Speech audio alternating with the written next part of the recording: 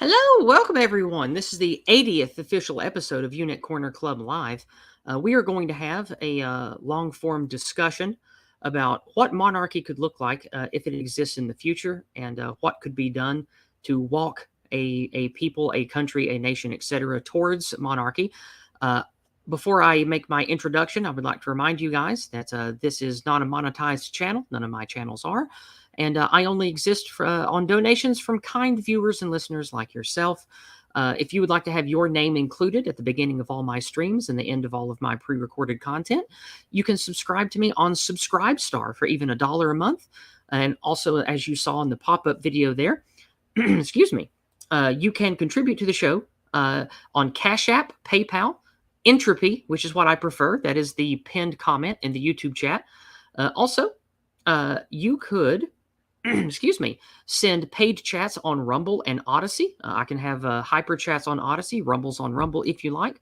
During the stream, I will be checking at regular intervals, probably every 15 to 20 minutes, to see if there are particular questions that the community has for the panelists about the particular elements of modern day and future monarchy we're discussing.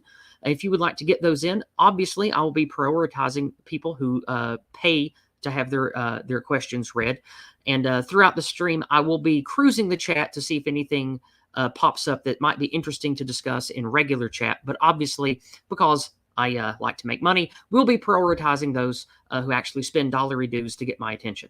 So with that being said, I have an opening statement to make about tonight's discussion. Those of you that know me well know that I am not a monarchist and I do not advocate for monarchy, but I have an open mind, and I also believe that no matter what it is people in the current year desire as far as a socioeconomic system, I don't think that hardly anything that we do in the short term is going to change the structures that are. The United States military, the United States international empire that it has made with both soft and hard power, the way that globalists and technocrats have shaped democracy into this horrific beast that is controlling everything, I do not see that being dislodged anytime soon by anything that we can do. So I don't want viewers to think that this discussion today indicates that I believe that we should work towards monarchy, or that even something is possible in America or anywhere else right now. The purpose of this stream is I have many friends who are pro-monarchy, and Aydin Paladin is one of them. And I've been wanting to voice some issues I have with the possibility and the efficacy of monarchies in the current day and in the future with her, which we will be doing today. But this is not going to be a debate. Me and none of the people present today are going to be arguing with one another heatedly. This is not going to be a one civic system versus another civic system argument. This is a discussion for us to explore the space of pro-monarchy ideas and how we could get there, and what types of structures, what types of behaviors could get a monarchy out of whatever comes in the future. And we're going to roll those ideas around, and one expressly pro-monarchy person is with us tonight, and of course that is the aforementioned Aydin Paladin. We are also joined by Newsfist again, and my usual co-host 3 of 12. So what we're going to do is we're going to bring everyone on and say hello, then we're going to do opening statements, and then we are going to get to the discussion. So without further ado, I'm going to bring all of you on at once. We have Newsfist, Aydin Paladin, and 3 of 12. Welcome to the stream, everyone. Thank you for being here with me on this very special episode of Eunuch Corner Club Live. Hello. Hey, thanks for having me, Yiz. It's always a pleasure. Thank you.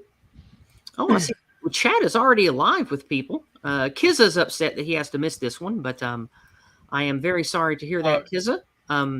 This sort of happened organically. We were talking last night, and since Aydin was not streaming today on Broken Crown, this just sort of all came together at the last minute. This was not a planned stream, Kizza, so I did not exclude you from this on purpose. And yes, I know Entropy isn't up yet.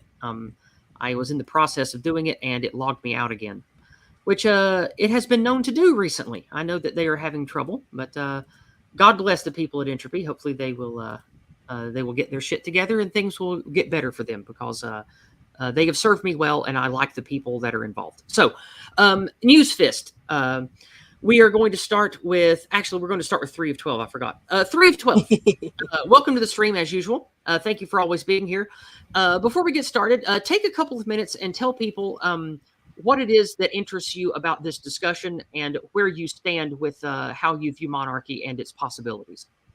Well, my position is that one civic system is not meant for all. The populations are going to want a specific system because it's tied into their culture. I got into politics through I just want to play video games. Why are you stopping me? Gamergate and all that junk. So, as a fellow American here, I want to live in a system that is distinctly American. Um, that doesn't mean that monarchy's bad. It's for somebody else. It's not for me. And there's plenty of examples of working monarchical systems that work well for the populations that employed it. And my examples would be, in particular, the UK, the France, and the Netherlands that all had functional monarchical systems, as well as the Spanish. And if they employed them in a way that worked well for their culture, I'm sure they would work fantastically well, especially if they were maintained. Because a government is a thing made by man. It has to be made with the understanding of how it works by its own people, and it has to serve their instincts and their zeitgeists. I think that interpreted the wrong way, a government collapses in on itself, and like the shitlibs that are currently inhabiting our the American government do not either purposefully with malice are tearing it apart, or don't understand how it works and constantly advocate for things that would be bad for it, like having various states dictate to each other via direct democracy is one of those good examples. So to keep this short, I would say I have no problem with monarchy, just not necessarily in America. I don't want it in America. We got away from it for very specific reasons. And now that the zeitgeist has adjusted to that, we should never have a monarchy ever again. But I would totally love to see the monarchy in the UK continue to function, especially with an emphasis on the zeitgeist of the English people. Mhm. And I would love to see the Dutch government have a monarchical system that focuses much more on monarchical power rather than a bunch of squabbling parties. I mean, we did just hear about the Dutch government collapse, and the BBB party getting like 60 seats in their one house parliament. And then, as far as the Spanish, I mean, they basically collapsed in on itself. They have All right. Okay, we'll save enough? that for later. We'll save that for later. Okay, All right. cool. Newsfist, same question to you as an opener. Where do you stand on monarchy, and what specifically interests you about this discussion tonight? Go ahead and lay that on us. I think monarchy is a perfectly reasonable system of government, but you have to delineate exactly what kind of monarchy you're talking about. There's more than one kind. Do you mean absolutist, constitutional? And I would say that none of it matters without central banking reform, because a monarch captured by financial interests is just as useless as a parliament captured by financial interests. But if you could sort that out, then I think it could totally work. All right, Aydin Paladin. Since you are the pro-monarchist here, and you and Spoon talk about it prolifically, take a little bit more time in your introduction tonight. Tell us why you think that monarchy is going to be a superior structure of government and... Excuse me, I'm so sorry. It's okay. I'm eating too. I totally get it. It's a shame that Newsfist had to leave the stream early. That was all right. Aydin Paladin, you and Spoon talk a lot about monarchy, and I know that you like it. So take a 5 to 6 minutes here.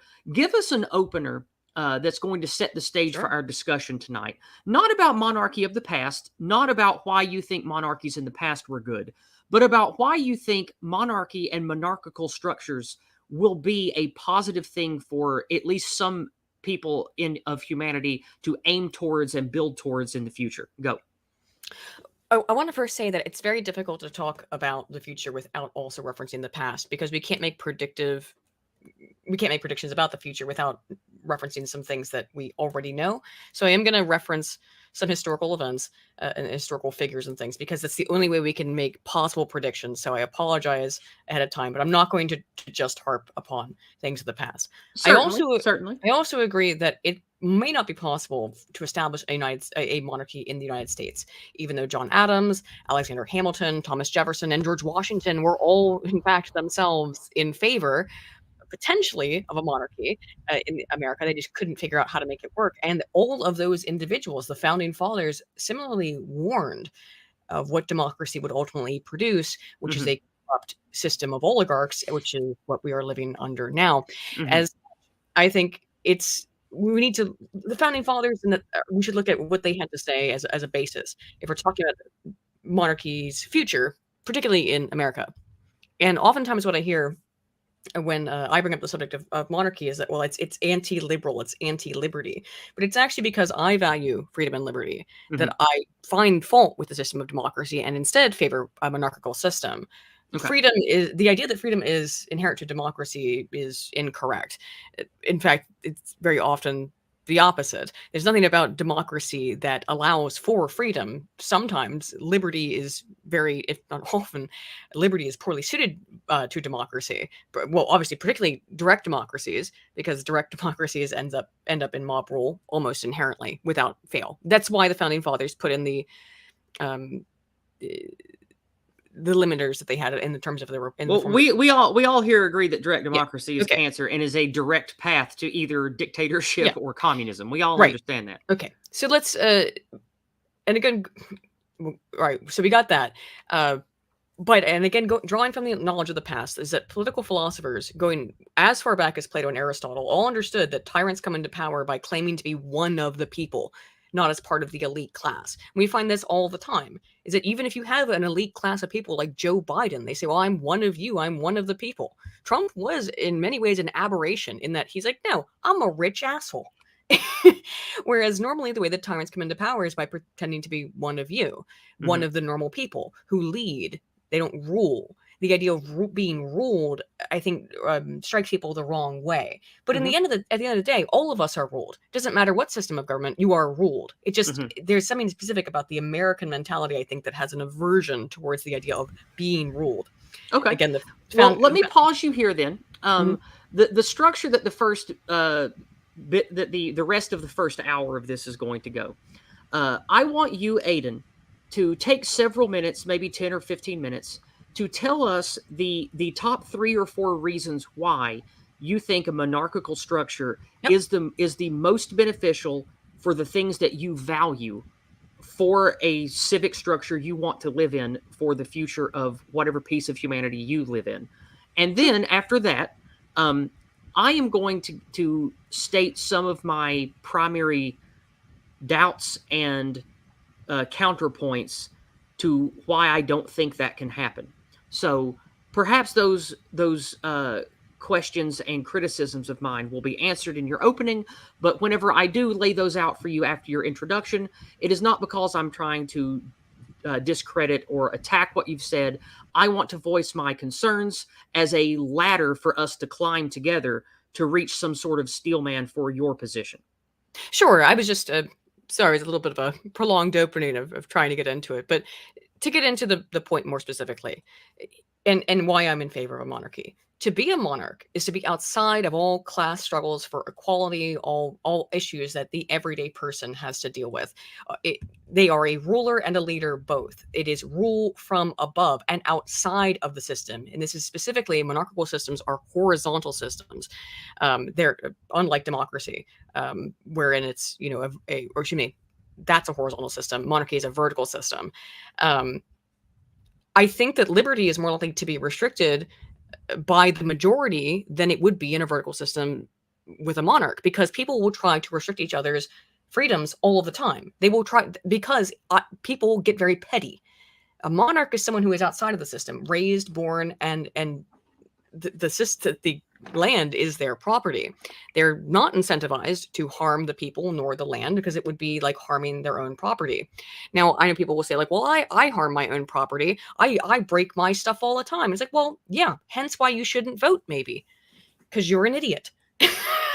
Also, hence why I'm sorry. You know what? I'm going to hold my tongue until you're done. Okay. Go ahead and take more time. Sure.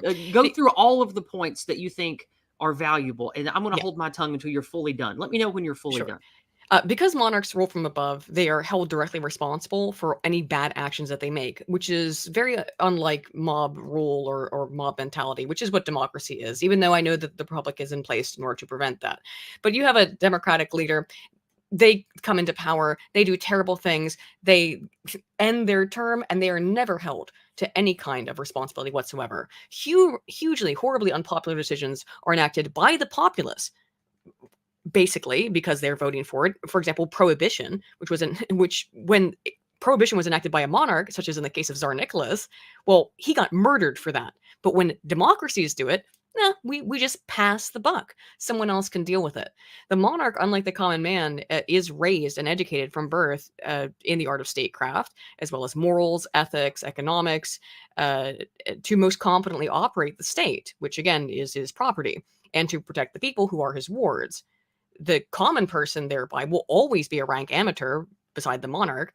So you have to ask, for example, if you're on a boat in the middle of the ocean with two other passengers and you suddenly just have a horrible pain in your stomach and you've got appendicitis, which man would you prefer to operate on you? I ask this question sincerely. Who would you prefer to operate on you? A drunk doctor or a well-meaning poet? In this way, even the most mediocre monarch is almost always preferable to an amateur. And a related question, would you rather get a burger from McDonald's? McDonald's sucks. I talked about this last night, but at least it's a well-established, profitable company run by a CEO. You know what you get at McDonald's. They know that the CEO, his goal is to maximize profits for him and his shareholders, or from a burger joint owned by the state of California. I honestly have to ask that question because I certainly would want to eat a burger from a company owned by the state of California. Can I just buttress your point really quickly?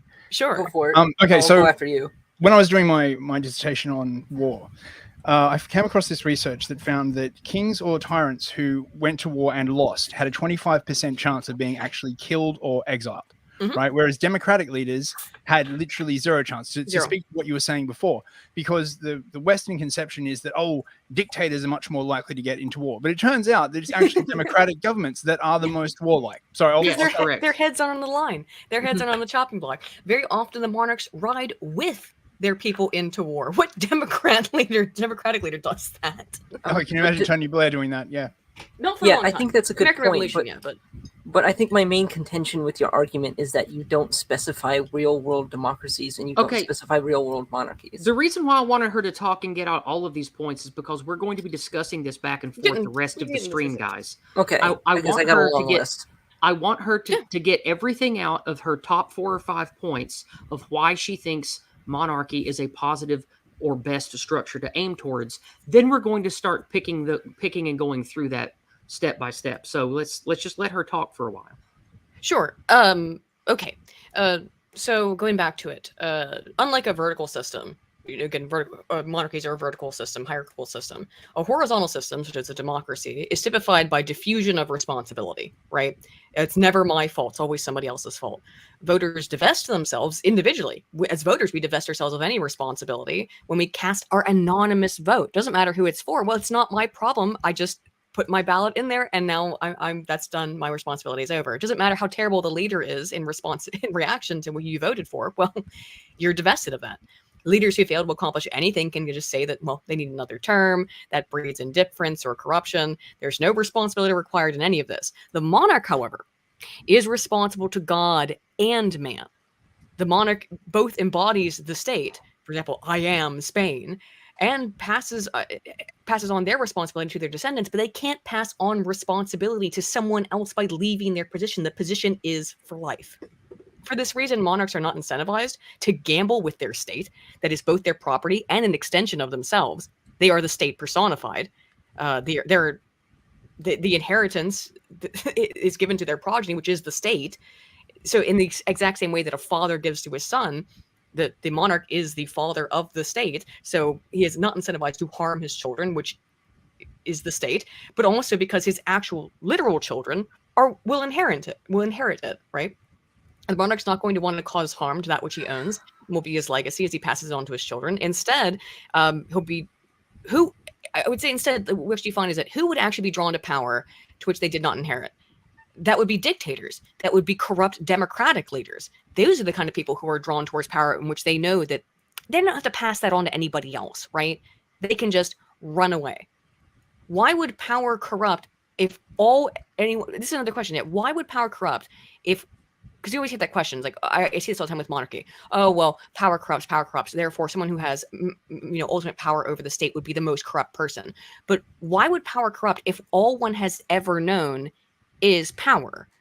That implies environmental determinism, in my opinion. If what you've grown up with and what you've been trained your entire life to know how to do is to lead the state, why would you be corrupted by what you've known? I think what's very corrupting is a promise of having more power, having more money, which is what we get in democratic systems. You want accountability. Exactly. Well, no accountability corrupts. If that were true, by the way, if that were true, anybody who was born rich would be progressively more and more evil than those born poor. Now, sure, there's lots of evil rich people, but not all of them. Some of them are highly altruistic. Instead, those drawn to power may be altruistic and they may be capable of corruption, or they may already be corrupt. However, I think that it's very unlikely for a monarch to be corrupt, given that they've grown up and been trained under that system, and they know that they're going to pass it on to their progeny. Further, here's my next point, right? Moving on. So that's the progeny issue. That's the passing things on. I'm making notes as you go, so I won't forget your points. But please, just go ahead and get them all out. Then we'll start discussing them. Yeah, I think Sure. I might need to look at those notes. It's a long list. Take your own notes, bitch. You can't cheat off me.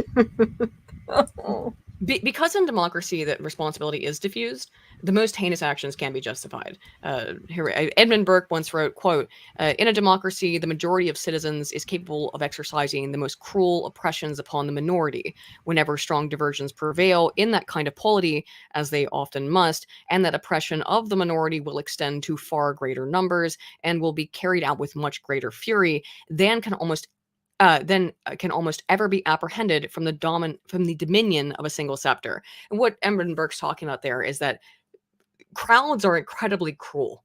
People are really kind of fucking terrible to each other. We see this all the time. I mean, look at the COVID stuff. I don't think you have to go much further than that. People are really terrible to each other. The idea that somehow democratizing things makes them less cruel is a misnomer, and there's no evidence for that, by the way. Also, like I said, when you cast your vote, your anonymous vote, you wash your hands of the results of any action, right? You don't have to deal with it. It's somebody else's problem. And by the way, it's diffusion of responsibility all the way down the line. You cast your vote, not my problem. We all voted for it. The democratically elected leader fucks up the country. Well, vote harder next time, I guess. And it just goes down the line. Also, from the top down, not my problem, not my problem, not my problem. Always someone else's, always diffused. With the monarch, you know where the head of the hydra is, right? It's just one head. With democracies, there's 1,000 heads. Where was I? I lost my place of thought. When it does not produce, democratic systems, when they do not produce mistreatment directly, they are going to want to appease the mobs in order to maintain their positions, though, which monarchs aren't incentivized to do. The monarch doesn't need to appease the mob. Why would they? And that's currently what we find in democracies, is to appease the mob with endless spending, incurring of massive debt, funding these stupid programs that people think that they want, but aren't necessarily very good for them because they're not edified in it. They're not edified in the art of statecraft. They don't even know what's actually good for themselves. You can't always get what you want, but sometimes you get what you need. And people don't know what they want nor need. That tends to be the problem with democracies.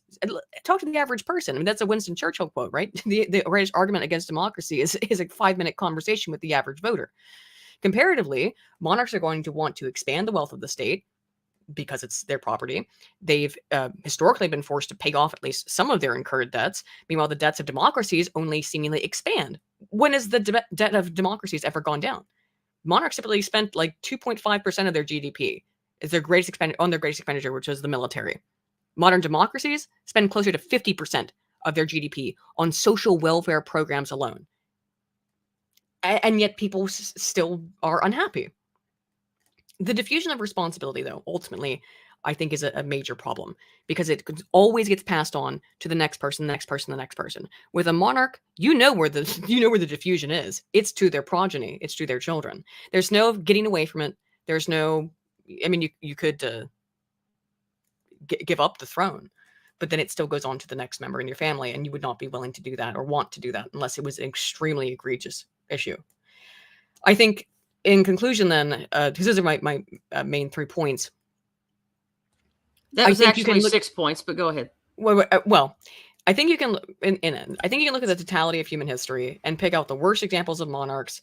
Obviously, you can say, "Oh, this monarch was terrible, that monarch was terrible," but it's so easy to do that with any system of government. But I think ultimately that if what you're interested in is liberty, as I am, then a monarch is preferable to a democratically elected official. And while occasionally, yes, monarchy may lead to an individual tyrant who can be deposed, democracy leads to tyranny inevitably in the form of dictatorships, not just led by one singular man who, due to the nature of his station, is likely an immoral liar who just wants to get voted into power, but because the masses elected them and will follow that person into their own destruction. And I always like to end with this quote: "The absolute ruler may be a Nero, but he is sometimes Titus or a Marcus Aurelius. The people is often a Nero, but never Marcus Aurelius." That's Rivarol. Anton Rivarol. There we go. There's the end of my argument. All right, sounds good. I made a list of. Sorry, did that go on for too long? No, that was perfect. That's exactly what I wanted. You did it great. It only took us about 10 or 11 minutes. That was perfect. That's what I wanted. The points that you went over, I noted down as 6 major points. We're not going to talk about these right now. I'm just laying out your list. Number 1, less likely to warmonger. Number 2, diffusion of responsibility. Number 3, promise of power and corruption due to unaccountability. Number 4, Edmund Burke, cruelty of crowds, anonymous votes destroys responsibility. Number 5, the masses rarely know what they want and need. They need leadership, etc. Number 6, money pit economics plus forever debt. So those are your primary points, and we'll be getting to those one at a time, and we'll discuss them as they come up. There is one more thing I'd like to throw in there, which is that monarchy, and I didn't have this written down as much, but just as an additional, because I did have it written down, but I didn't get into it because I knew it was okay, well, what's number 7? Okay. Monarchy reflects the natural order of humanity, which is okay, perfect. All right. paternalistic system. All right. I'm making that note right now. Okay. So this is the annotated list. I am sending. Yeah, you're right about your point. That's good. But yes, I didn't get to that. So yeah, that's okay. It's the paternalistic system. All right. All right. I PM'd it to you 3, so it's you'll have it there for yourself, and I put it in the private chat here for us. Now, we already had some community engagement from Kizza, who is very kind with his dollars. But let me see if I should read those first or state what I had to say first.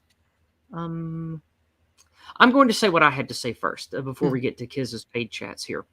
I have 2 primary things that I want to lay out that are my main reasons for not thinking it is worth people's time to aim towards monarchy.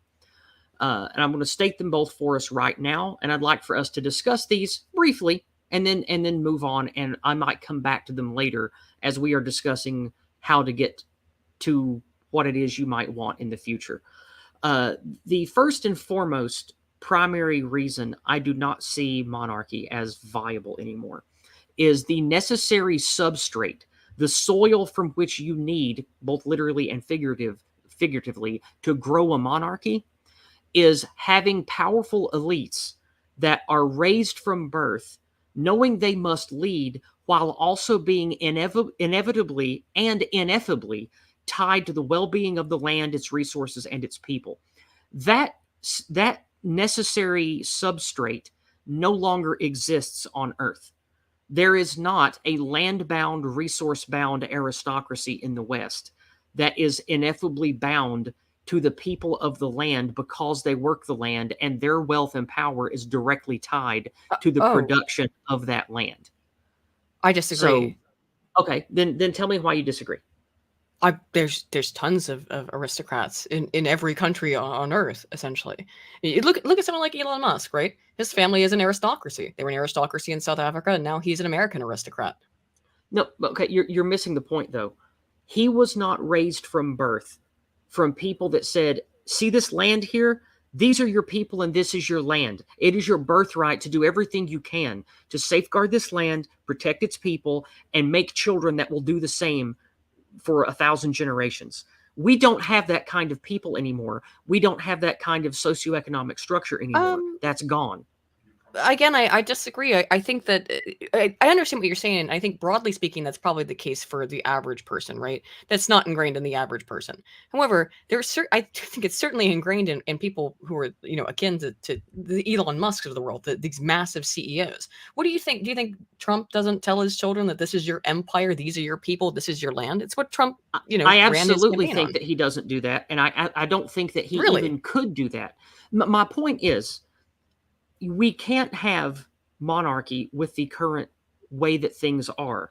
Because if someone like a Trump or an Elon Musk says, I'm going to be the new king, and Trump or Elon Musk purchases, let's say, the entirety of Alberta, Canada, and says, Alberta, Canada is now Elon Musk kingdom. Everybody come here. That is a propositional nation based on people wanting to follow Elon Musk. That is not someone being born into and raised to be king and leader, because he is not bound to the land, its resources, and its people as a cohesive organism. The elites, the aristocracy, the oligarchs that we have now, they're a mix of globalist, kleptocrat, and literal death cult Satanists. They are not raised from birth in the divine order. They are not raised to view the people of a land or an area as theirs in a holistic, positive way. They are also not directly tied to the production, the exporting, the farming of a particular zone of both people and resources. That doesn't exist in the modern world. The people that are the quote-unquote aristocrats now, their wealth is not unified into a people and a land and blood and soil. It's investment profiles and globalist interests and international finance and consumerist corporate stuff. It's not based in the things that create the necessary substrate for there to be a divine order aristocracy. So that's my major contention of all of this. So that's my first question. How do we answer that getting off the ground part of where does that substrate come from between now and going forward into the future? Well, I'll tell you quite simply is that I understand, I agree with you completely that things are really fucked up now and there is no connection. However, my question would be, what's really the better solution to that? Is it to just keep doing what we're doing? Or is it to say, let's try to start? Because here's the thing, with the American monarchy, like I said, the founding fathers seriously considered having Washington become the king of America. It was a heavily discussed topic. I remember that. So, and they decided, no, we're going to go with this Democratic Republic thing. And again, read Hamilton, read John Adams, read Thomas Jefferson. They were all like, we don't know if this democracy thing is going to work. But that being said, we are in a unique position in the United States because, we made ourselves independent. We would have to probably come up with find our new king, right? I think it would be very difficult to sell Americans on going back to the British crown. That might be an option, but just saying. However, the idea that people are so corrupt, so there's no reason we just should keep doing what we're doing. And I'm not saying that's exactly what you said, but that was the kind of implication that I got out of it, is that, well, we can't try. You can't, because you're gonna have to start. You're gonna have to start somewhere. And I think if you start with someone like, I'm not saying specifically for America, but you start with a Trump. Like I said, I'm not saying this to crush you. I'm saying this as a starting point. You're not.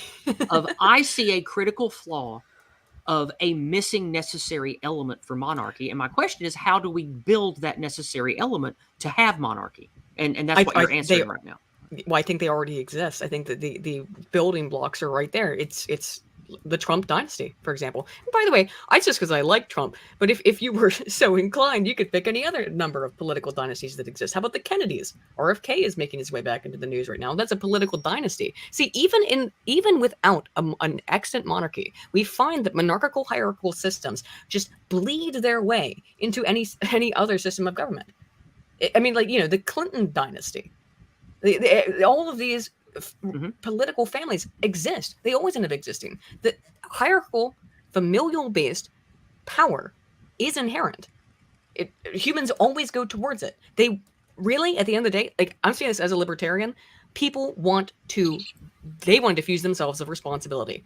They don't want to make every single fucking minute decision. They do want someone else to make the decision for them. And again, at the end of the day, someone's ruling you. Unless you're asking for absolute anarchy, someone's ruling you somewhere. So the question is, certainly, we both agree on that. Absolutely. I know that there's always going to be some kind of hierarchy. There's going to be rulership, and all humans crave governance, even powerful ones. Like everyone seems to naturally want there to be some system of order. People just argue over what that should be. I believe that works best through natural hierarchies, not through artificial ones where you have someone ruling over you in an office. How is a monarchy not a natural hierarchy? Because the king is put on the throne from his genetics alone. See, where did the king's family obtain their power from? They most likely, many of the original dynasties of conquest. Kingdom, yes, was going to get it from conquest. Now, of course, that's great. They got it from power, the warrior class, whatever. But the problem is, does that being a conqueror is not a good statement make? Not on its own. I mean, that means that's at least one generation before you get into real monarchy that is raised to be like some sort of Etonian. But if you're talking the original ruler can be very competent, but there's limitations there. I mean, they gained their respect through their actions, being a conqueror and all. But what if they're absolutely incompetent in running the state, or even dealing with their own advisors? What if they're the type of Genghis Khan that doesn't have the senses for statecraft to put together a retainer of people who they trust and are competent? What if he just puts in his friends and they'll completely burn the place down? You mean like Trump did, right? Yes. Well, Trump didn't put in his friends. Yes, you're absolutely right. Yeah. See, that's a perfect example. No, I know. His instincts for an enemy distinction were flawed. Yeah. The reason I brought that up though is that the idea that monarchy does not come out of meritocracy, that it is I don't think not entirely true. There is at least usually an initial basis for the meritocratic aspect. There's also, and then that goes into divine right. But the people who become monarchs of any given group of people throughout the entirety of history, and in the future, I would surmise as well, are going to be meritocratic actually in basis of an individual, right? Look at Napoleon. Okay. Also, war is the fundamental meritocracy. Yep. Right, it's the meritocracy that cannot be argued with. We killed you all, so what are you going to do about it? I guess the problem somebody's ancestors not very good at war. Do you not see the inherent problem with that? Past the first generation, there is no meritocracy. What the difference is that past the first generation, the next generation is then raised from birth in the art of statecraft. Yeah. To protect what they already have. That's not a replacement for experience. It just is not. You're right. It's over and over again. People don't want sort of harsh rulership. They want competent rulership. The same reason you take your car to a mechanic as opposed to the junkie on the street corner, because the junkie on the street corner won't know what the hell to do with it. The whole point of a properly functioning monarchy is that the family, they spend their entire lives learning how to run the state, how to be a ruler, and they know that they're next on the chopping block if they screw up. Yep. Precisely. Except that it's not, because you specified that only 25% of rulers actually die if they fail. Wait, where'd that number come from? I was quoting a paper on democratic versus despotic regimes. Let's pause here for a moment. We just discussed the first of my two primary non-starters for monarchy. Yes. Let's talk about the second one now. The second one is the existence of non-monarchical powers that will predate on a budding monarchy. So let's talk about now. We have Bill in the chat. He likes to talk about the Malthusian death cult, which I agree exists and is very real. I definitely would like to talk about that. So this is my second point of why I think monarchy is a non-starter in this current era that we're in. When you have unnamed powerful shadow giants that have their hand in everything, BlackRock, Vanguard, Soros, Clintons, etc. And then you also have very selfish, ethnocentric, warmongering states like Israel, like Russia, like Saudi Arabia, like Iran, like Pakistan, like China. If you want to start a monarchy, what keeps the budding monarchs and his family from not immediately becoming pawns of these gigantic global power players that already own half the planet? Oh, sure, I'll tell you. You know why the British monarchy is more paused now than it was before Queen Elizabeth II basically abdicated all of her powers? Because when you have all of the power, you have all of the wealth, who can buy you? See Donald Trump, by the way. You know, he made bad decisions in terms of who to pick as advisors and things like that. Yeah, that's absolutely true. But Donald Trump can't be bought off. You can't buy off a monarch. Okay. So that I understand. My pushback on that is as follows. If someone is going to become a monarch, let's use Elon Musk. Let's say Elon Musk is going to use his wealth and his connections, and he wants to buy a place and become a king. Well, first of all, he's already old, and he does not have progeny that have been raised from birth to take his place. So what's going to happen then is you're going to have Soros's and Clinton's and China's and Russia's and Saudi Arabia's target his children and say... They have. Holy shit. And they are going to invest in them. They're going to invest in putting agents near them to control them and to whisper in their ear like a worm tongue. And they're already doing this with heads of state everywhere. They own the Senate. You hear the WEF people talking about how they have agents, actual children. How they have agents. Not even a hypothetical. About how the WEF has agents in every major government. So my question is, why do you think that these wealthy monarchs that have their own money are going to be any more successful against this kind of encroachment and manipulation than the current elites already are? It's going to be difficult. Well, I'll put it this way. I'm not saying it's going to be easy. I'm asking, why do you think that this monarchical path is more resistant to it than the other paths we already have? Well, yeah, I'm getting there. Is that okay? So the difference is that it is a little bit different to, go against your father and to go against the wishes of your father or your mother, than it is to be a democratically elected leader who knows that it doesn't matter what the fuck you do. You're ollie outie in 8 years, right? Or whenever you're Nancy Pelosi or someone to her degree. I strongly disagree. 50. You serve for 50, but you're never. But what? It doesn't matter what those people do. They can do all kinds of terrible, corrupt things. They can line their pockets every single goddamn day. They're never held accountable. What's the worst thing? What is the worst thing that can happen to a democratically elected leader? What is the worst thing that can happen to them? I'm not trying to be dismissive. I'm really trying to be constructive in steelmanning your argument. And I think the biggest problem with with virtually every argument you've made so far is that I can think of a real world example of monarchies that had every single problem that you've aimed at democracy, and I can think of 3. Wait, before you cut me off. Okay. My contention is that you need to make your argument based on real world systems that have proven to work. You need to point at an example of a monarchy that worked best. Okay. I need you to tell me what your favorite monarchy is. I'm sorry. I didn't mean to be a dick. Because I'm sorry, but no, you're not being a dick. It's not that's the problem. I'm actually worried about being a dick. I'm actually worried about being because I don't want to dismiss your. I don't want to dismiss your argument. My problem is that it's not quite there yet. It made me laugh because the way we were supposed to structure this debate was to not talk about history. And I'm being asked to talk about history. I will now. So yeah, go ahead. But I still want us to move it back to my second primary problem before we move on. So go ahead. So okay. Okay, you're saying there. This isn't about history. This isn't about history. This is about specifying the system that you want.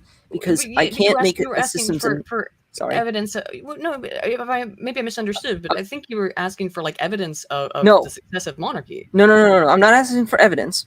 I'm not asking for evidence.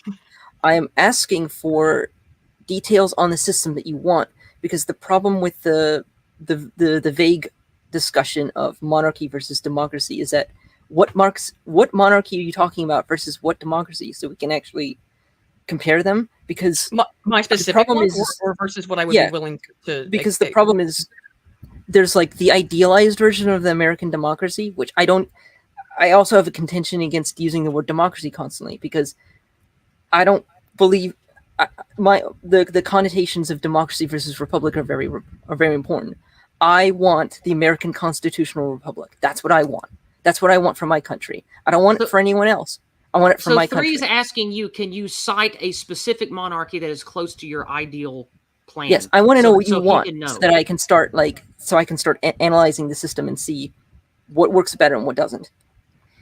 I would have to. You want me to point to specific monarchs? You want me to point to specific systems? Specific monarchs? Specific Queen monarchs Victoria. Or systems. Queen Victoria. Is that your favorite? Is that that's your favorite monarchy? I would say Queen Victoria and Catherine the Great are my 2 favorite monarchs. Yes, because I would agree with those systems are fantastic. And the Wilhelm, the Kaiser. Okay. Right. Sounds good. Yeah, they're fantastic monarchies all over the place. By the way, and it's I always get. I mean, I have not necessarily nice things to say about women a lot, but I think that female monarchs are often the best. Again, my 2 favorite monarchs, you have to ask me, are Queen Victoria and Catherine the Great. Okay, well, now that you've answered 3's question, he's going to be able to look into that for the next few minutes and prepare his statements. So let's move back to what my second point here, because we got interrupted by that. Please finish telling me why you think that the rising monarchs are going to be more resistant and have a better chance at creating something good in light of all of the evil things that are going to try to manipulate, subvert, and own them in the process. Because monarchy is a familial system. It's the natural order. And it's very easy to pay people off who you have no relationship to, right? Mm-hmm. That's way easier than, I'm not saying it doesn't happen. Obviously it does. Children hate their parents. It happens all the time. They rebel against them. However, that is a more difficult ask, to rebel against your parent than to rebel against people that you don't give a shit about because you're being paid. These are, in terms of the natural evil proclivity of humankind, the latter is far more tempting and far more common than the former. Rebelling against your parents, yeah, everyone does that as a teenager, but do people do that as adults so much? Okay, well, let's move this a little darker then, okay? This is one of my main non-starter issues for the following reason. We already know that the Mossad, the CIA, MI6, they assassinate, they marginalize frequently. And then you have even worse organizations, South American cartels, the triads, Yakuza, etc., that are more than willing to literally assassinate for money. And so when you have an Elon Musk who buys Alberta and wants to create his monarchy, what stops the Mossad or MI6 or the CIA or someone that they hire, one of these quote unquote animals from these horrible Central American gangs, from just abducting Elon Musk's children and making them do what he wants, or just killing him outright? Why do you think that a monarchical growing system would be less susceptible to that than something else? Okay. So here's the issue. What's preventing someone from doing that, from a president's son or any, in order to influence them, right? The American military and the economic threat of what America can do to an agent or an agency and that's why found would out a to be responsible. A budding monarch does not have that promise of lethal force backing up their decisions and giving them the social protections that currently exist. I think I'm confused by that assumption. Why would a monarch not have control of the government and therefore the military? Okay, you're missing what I'm saying. No, I'm asking, like, no, you want to talk about a modernly established monarchy that I'm not going to be in favor of. I'm talking about how we can. But a modernly established monarchy that did not exist 100 years ago is and I'm not in favor of, but it is Kim Jong-un, Kim Il-sung, who has control of the military in North Korea. I don't understand that question, honestly. Sorry if I'm sounding pedantic. I'm not trying to be, but I don't understand why would this monarch have no power? Then they're not a monarch. These are fundamentally oppositional ideas. Let me lay out my original thing here. Sure, sorry. There are two things. We already talked about the first one, and now we're on this one, of what I see as a massive chasm that is difficult to cross between where we are now and where a healthy monarchy could start existing. And I got you. This is one of my problems is a monarch that is going to start existing must start somehow, somewhere. Donald Trump, Elon Musk, etc. Let's say in the West, someone wants to be a monarch. Well, there's no land that he can own without having to either buy it all from people who don't want him to be a monarch. So that's another issue, but it's not one of my main ones. But let's say that an Elon Musk or a Trump is able to pull something off, like maybe Trump buys a piece of New York or he buys a piece of Vermont and he creates Trumpton. And Trumpton is only like the size of Rhode Island and he wants to be a monarch there. Well, he's going to be immediately attacked by people who, first of all, hate Trump. Second of all, want his money and resources. Third of all, see him existing as a threat because he is the first domino. And if more of dominoes line up after him, then it's going to threaten the current kleptocrat crime lords that are running a protection racket on the whole planet. They're not going to want that. They're going to do everything they can to sabotage that. And my first 2 points are what I wanted you to address of why you think that they can survive in that system and have a better chance of seeking monarchy than seeking another path.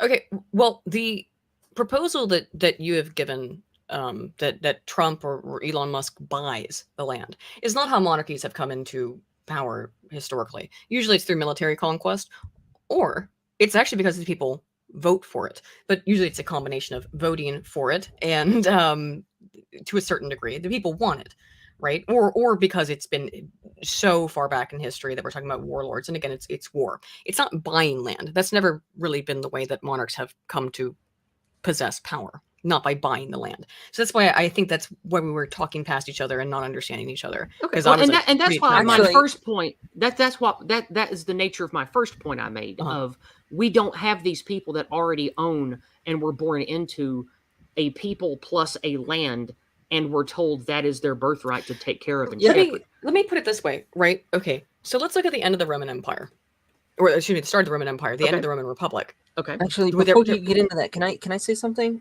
I think sure. This rolls into my argument on the American zeitgeist, and it's a uniquely very, very different sort of zeitgeist to other states.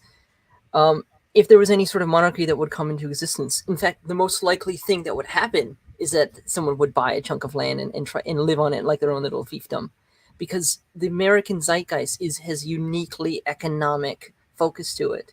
The American dream is one of the biggest is a large pillar of the positive vision that people have towards being Americans, and the removal of the sort of landed gentry was one of the biggest parts of establishing American society and converting to a sort of cavalier aristocracy that existed from like Virginia southwards, was also a big part of the generation of the original American culture.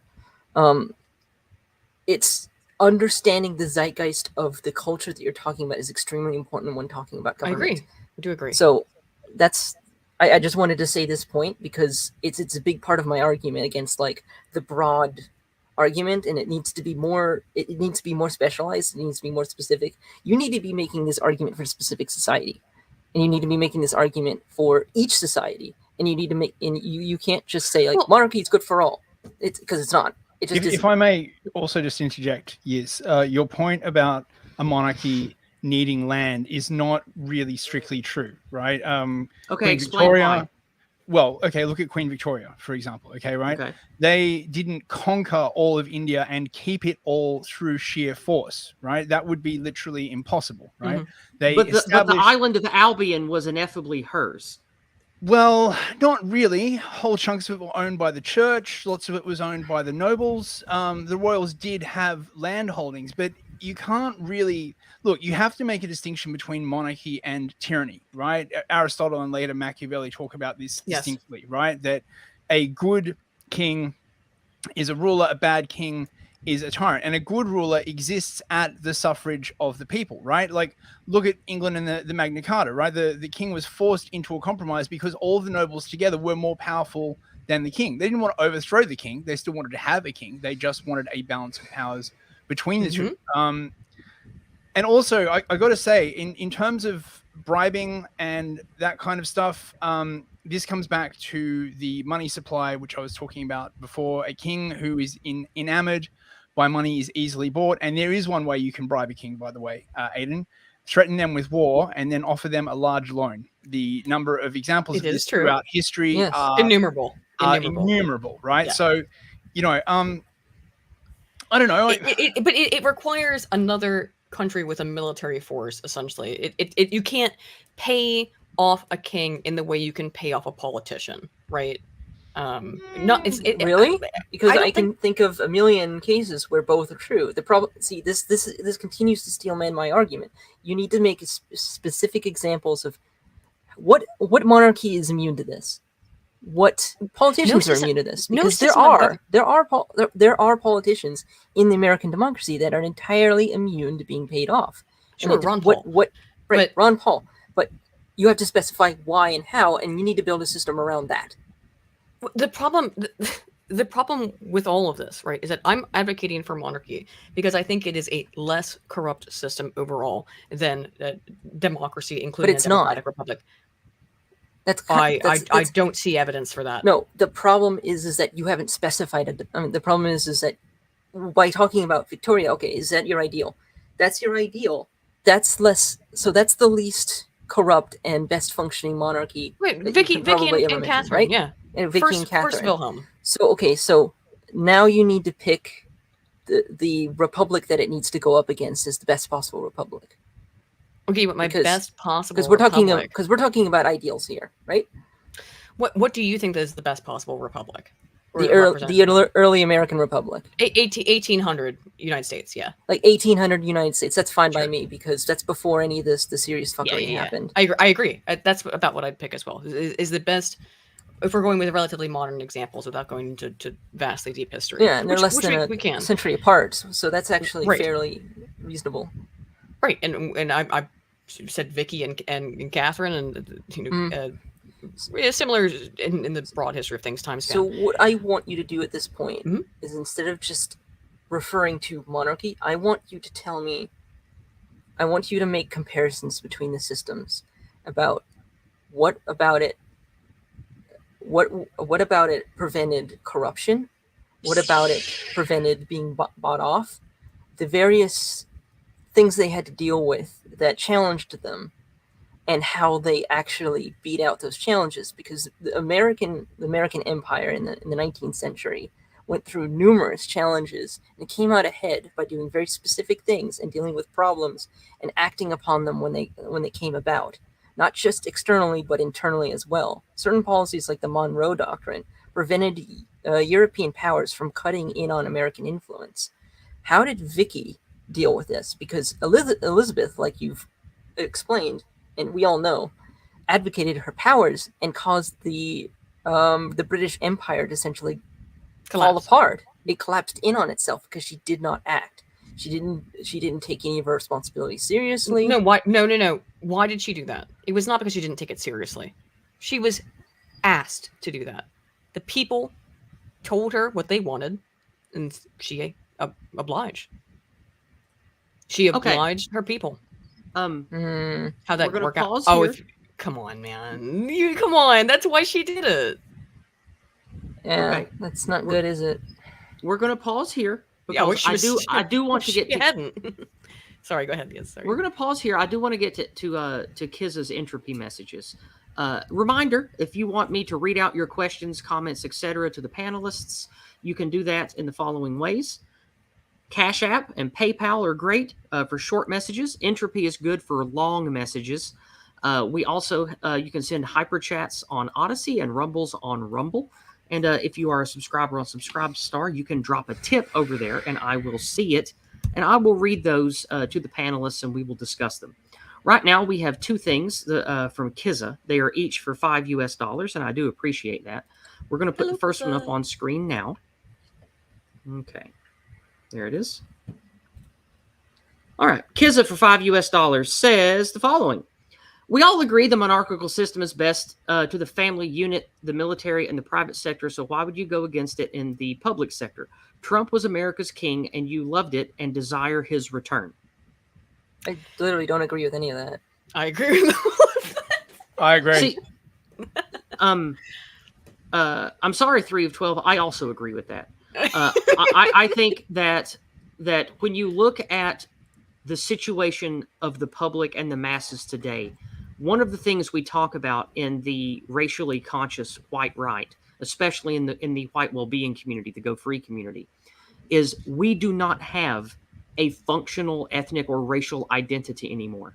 We have been atomized by generations of hyper-individualism, consumerism, and the destruction of church and community.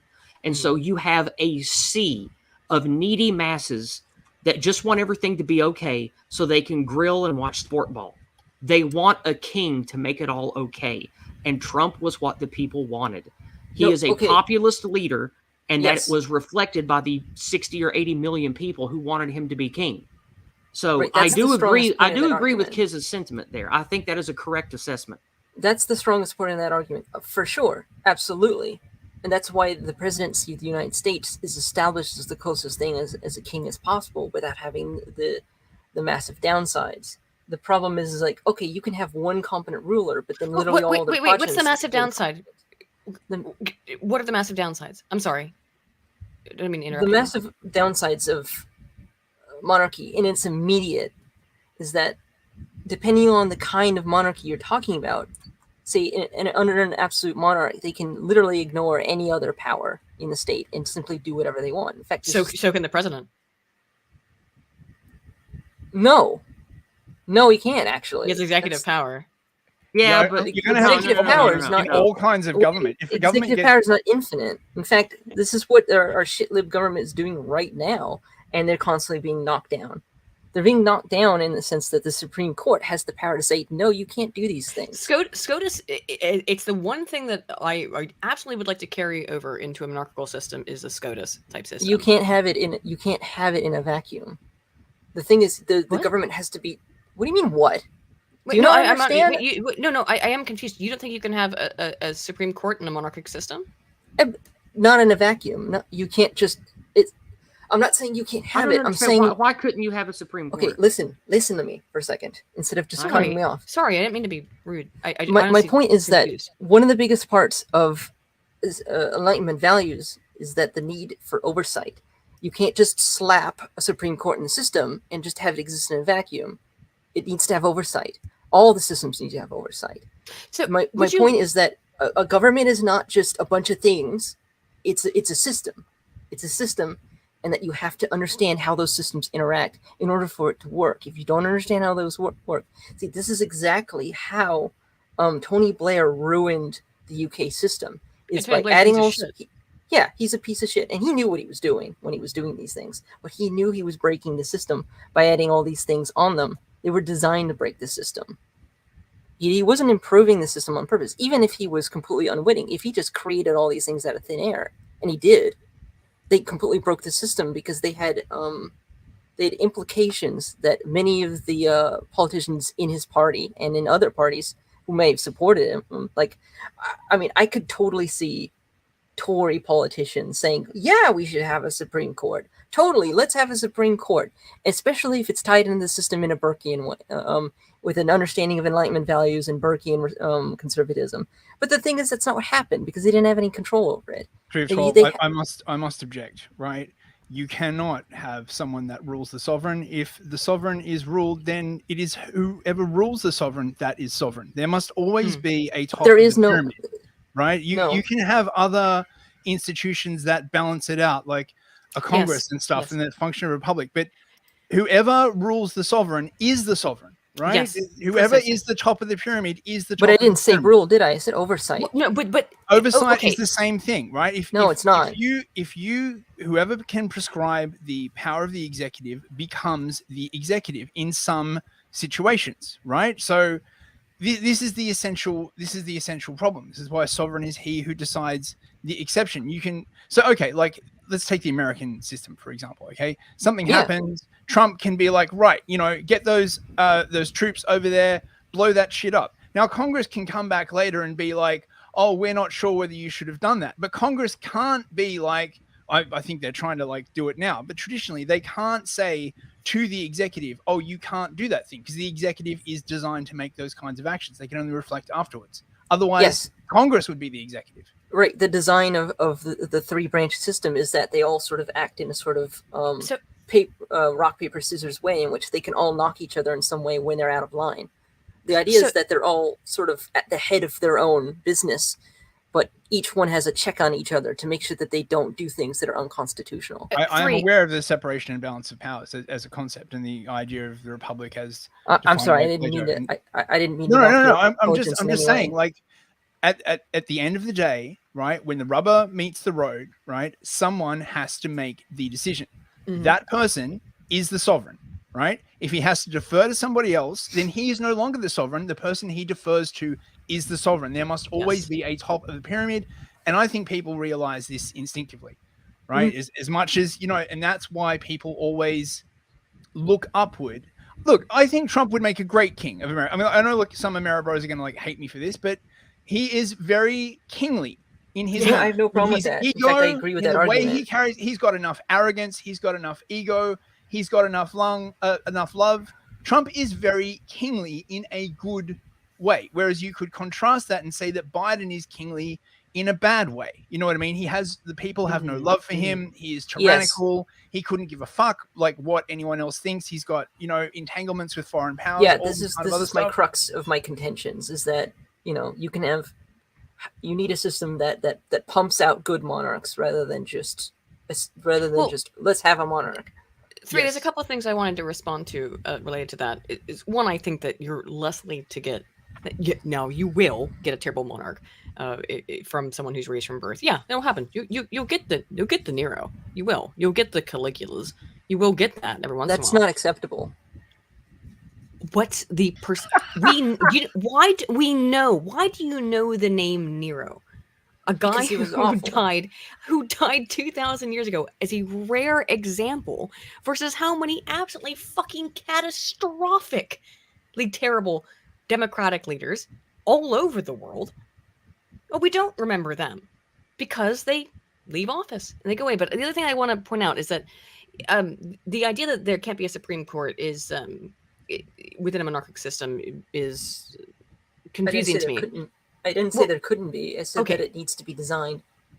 Well, we have constitutional monarchies and then we have absolute monarchies. Erich von Kuhnert-Lenin proposes which I tend to be a Kuhnert von Leninite in terms of my monarchical positions.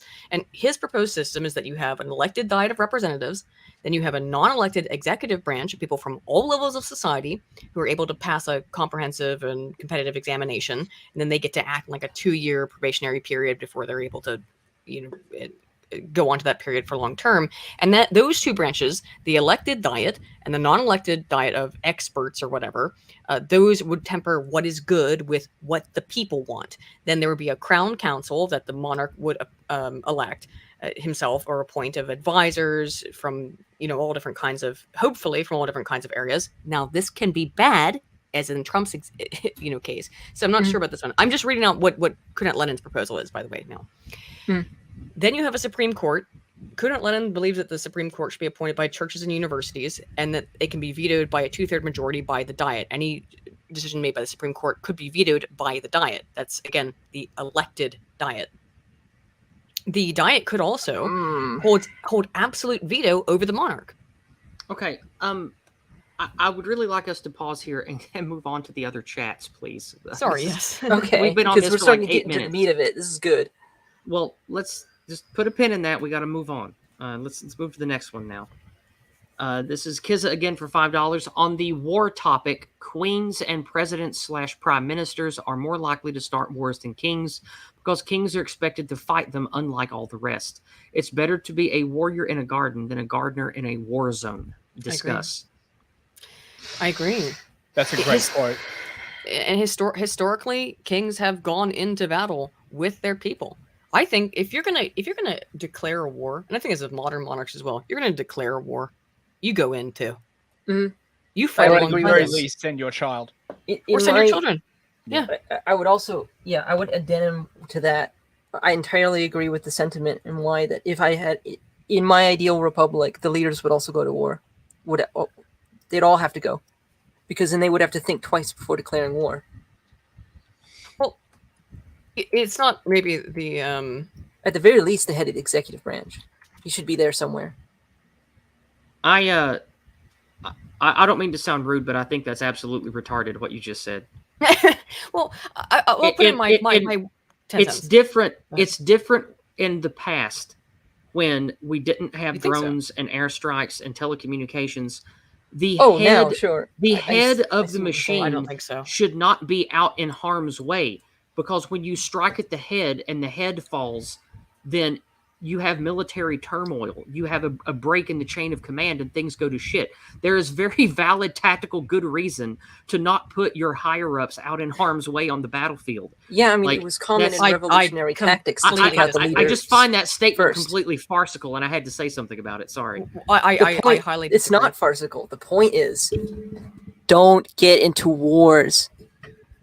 Right. That's the Okay, but yes.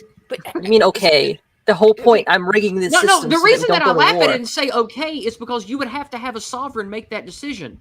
And what sovereign is going to make that decision and enforce it when he knows it's going to be his neck on the line? Precisely. You That's are heavily precise- incentivized against going to war if you or your son is going to be out there. And like, whatever you think about Charles III, Charles served in the Okay, military. Okay. You guys So, are like, looking at this as what should be. I'm telling you what is. The reality am as well. is the reason why you have leaders of militaries and the executive branch not wanting to go in harm's way. So why do you think the person who becomes king or who becomes queen is going to change that and say, okay, in this world of easy to drone strike anybody in a car that has GPS, or they can send guided missiles into whatever building? Like, it Why- makes why no didn't you- sense for somebody who's in a leadership position to put themselves out I in a can tell you battlefield, in a why. war zone. Well, That's you just can't win a retarded. war None of them would do destroying. that. I can tell you why it matters now as much as it meant 1,000 years ago, is to see your monarch or your future monarch, is usually the case, going out there and putting their own life on the line shows, yes, in terms of the hierarchy, I am above you, but I am also I am a part of you as well, which is how the monarchical system works. I am above you, but above us all is God. And Again, I am again, also I agree. one That's of you. how it I will should go be. and put my life on the line, and I will be out here with my people. King Charles served in the military, But, and whatever he did is negligible. But Serving still, in at the least he did it. military is different from what you're talking about. Wait, you mean Charles III? Oh my god, Yeah, he I did. can't believe. Like, oh dude, what You a didn't know freaking that? pussy. He is a pussy, but at least he did serve, though. Yeah, I mean, where? Technically, What's you know? what's Yeah, theater right, of war? right, I mean, right. he's I like- Yeah, his and I think I that's know, incidentally I know. like a good thing that I'm not members making of a great. the I'm not a monarchy biggest fan serve. of King Charles, but you know what I mean. But I He want did. there to be a strong incentive against going to war. Well, what's the greatest incentive? What is a better incentive for a ruler to not go to war than knowing that they would have to send their children to No, fight? I get that well, point. although it's I not get my that point. kids. If I you agree. already have a monarch, I get that point. But what I'm saying is, leaders in the modern era, I don't care what structure they're from, why would they, once they have that power, say, why would they make the choice then to say, I'm don't going to want put them to make myself the out there? choice. Like, I why don't would want they them- do that? What incentivizes them to do that? What would incentivize them is adherence to some kind of ideal. And I think this is the thing that is like so missing from the modern world that many of us cannot even imagine. Okay, to go back to some of your earlier points, right? Uh-huh. How would you stop the leader from getting corrupted and assassinated? Well, he would need a Praetorian Guard. He would need a highly committed group of people around him, preferably that were like young and fit, who did not fight for money. Or who did he not and his fight for family, power. more Yeah, accurately, but would need to be who devout fought- Christians and believe in God and the Ten Commandments. but who fought Exactly. out of love, right? And out of an ideal, right, to that person who was, seen as the earthly representation of that ideal. That is how you stop corruption, and that is how you protect a monarch. But we are just completely divorced from this Yes. idea, because none Yes. of the monarchs that we have currently, and I would say this is true of all of Europe, really represent any idea now except for goddamn globalism. Look at Yep. Charles III. If he represents any idea, it is globo homo and net zero. He does not represent. He is not the ideal of the British people or any stuff like that. It's fucking. It's crazy. Yeah, he has That's no why I mandate. think Trump at least could pull it off, because people would believe that about Trump, that he was the embodiment of an ideal and all that kind of like other stuff. That's basically what I'm trying to get at. And by the way, it's not been unusual throughout history where there is a line of monarchs. Not unusual. It's the norm. It's that you have a line of monarchs who start to get fucked up and corrupted. Well, guess what? Okay. They get replaced. They get replaced by another line. It still maintains All as a right. monarchy, But and I'm not like super anti Charles III, but he is all into the globo homo shit. When I say I'm not super anti him as being king, is that I went and listened to a whole bunch of things that he said back in the day about his. He seems to be. I don't that think 90s video. Yeah, if it's the same video that you're thinking of that I'm thinking of, I don't know. I can't I think it communicate it is, in my head. because But it was because they showed it on unpopular opinions at some point, and I found that I agreed with almost everything he was saying. if it was I think the thing with Charles III that makes him, he gets portrayed as being an extreme Greta Thunberg-esque environmentalist, but when you actually listen to the things that he said about it, I think he's a pastoralist. I don't know, but it certainly sounds to me to be a pastoralist. Like he just wants people to live in the Shire, and is yearning for Very based. old England, which is based. I don't know if that's true. I think that but I think that his pastoralism may have been corrupted. Yes, and because of course monarchs are corruptible, as all people are, to more modern ideologies of corrupting his pastoralism into environmentalism. However, having heard what he said about it, I do think he's a pastoralist, not an environmentalist. But I don't know. Because his words on the matter was that he was very, very suspicious of environmentalists in the 90s who were trying to divorce the science from the conversation, and were much more concerned about large scale forcing people to act a certain way and scaring them on large narratives instead of focusing on small ways to maintain our environment in a way that is sustainable and easy for individuals to do. This is the same interview or the same speech that we've with the one with the weird gray background that looks very 90s-ish. Yeah. Well, let's move on now then to Dreadnought. Dreadnought for $5 says, one of the problems I think you're having is Aydin is arguing from probabilistic grounds, while you guys are asking for definite advantages. I don't have a dog in this fight. I think that all civilizations disintegrate over time. I think we already covered that. We already talked about that, indeed. Very well. Thank you again, Dreadnought, for your $5. Always appreciate your financial support. And last but not least, we have Texas Man for $5 over on Rumble. Thank you, sir. He says, just enjoying the conversation, y'all. Keep up the great work. All right. Thank you very much, my friend.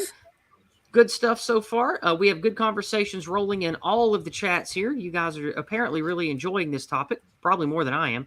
And I could talk about this shit every day, man. I could talk about it for ages. Well, we're going to talk about it. This stream is just getting started. We're going to keep going. Can you give me 1 second to pee? But I do want to say, before I go pee, I do want to say, I'm sorry if I've sounded like arrogant or obnoxious. No, stop. You need to stop apologizing. We are being very assertive. Say what you believe. We're being trying to do the same. Things we are passionate about. It is okay.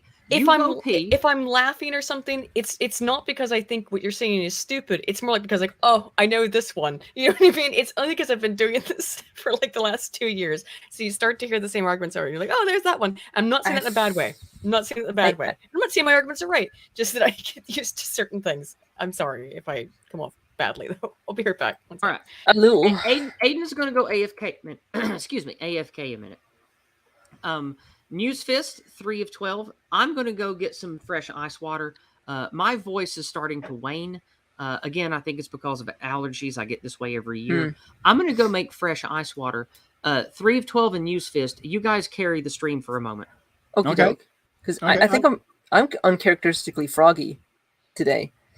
You are quite I am frosty ready. Today. Yes.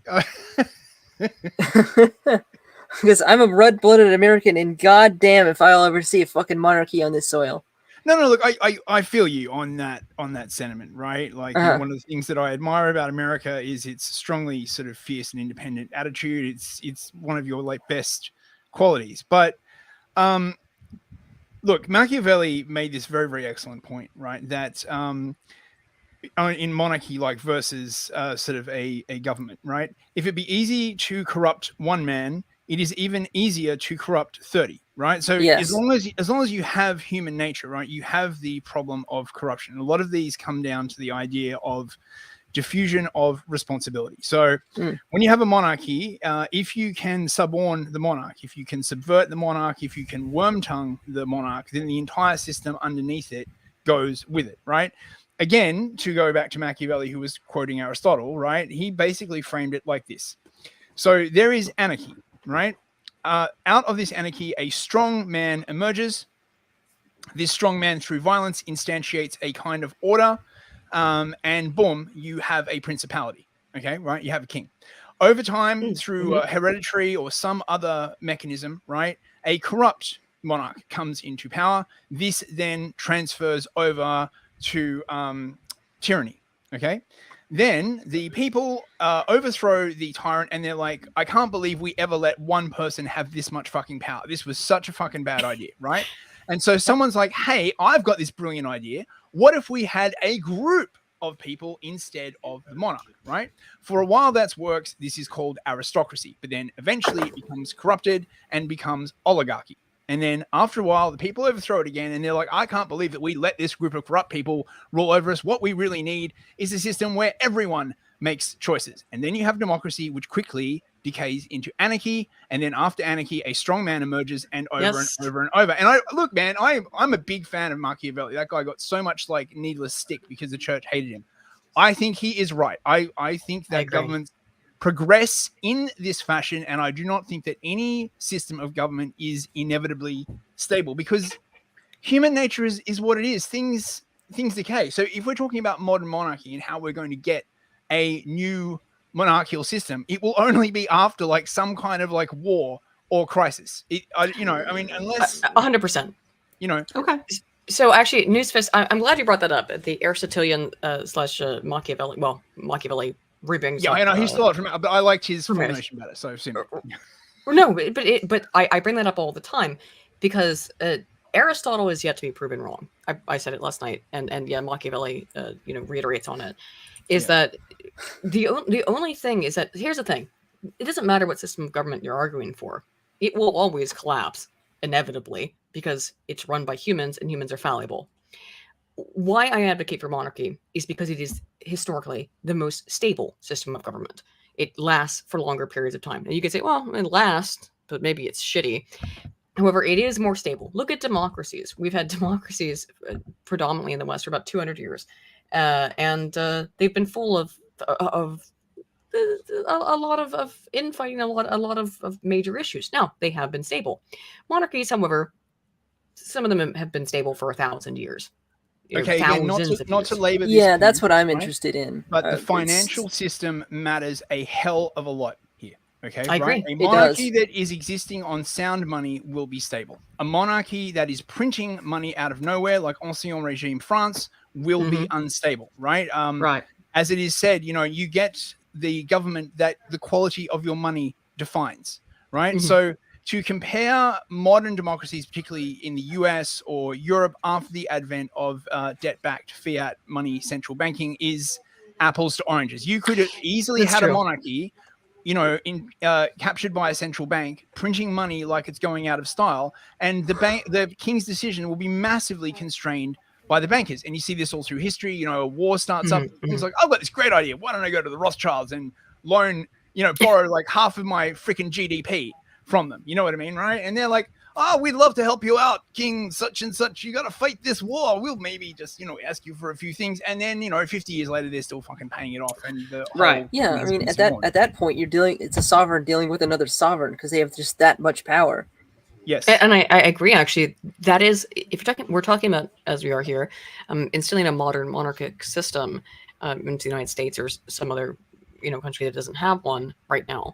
I think that it would be the big problem is that you are going to have to deal with the greater monarchy that rules the world, which is the banking system, and that is going to be a confound and a major issue that did not exist 1,000 years ago in the same way that it does now, right? So I would admit that's it has existed in various forms for at least 1,000 years, right? Whether it's coin clipping or making gold power of it, though. But the system that we have is doubly fucked because instead of like under Ancien Regime France, right? They just started printing this money called the assignat, right? And they just print it. Now this is really, really bad.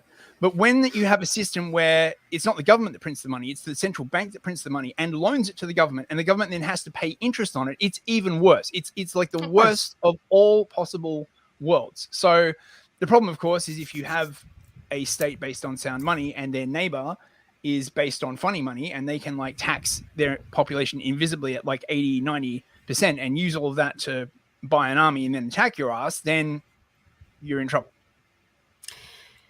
Yeah, true. And I mean, yes, the general system has existed for a very long time, but it's overwhelming and endemic power now versus 1,000 years ago is incomparable.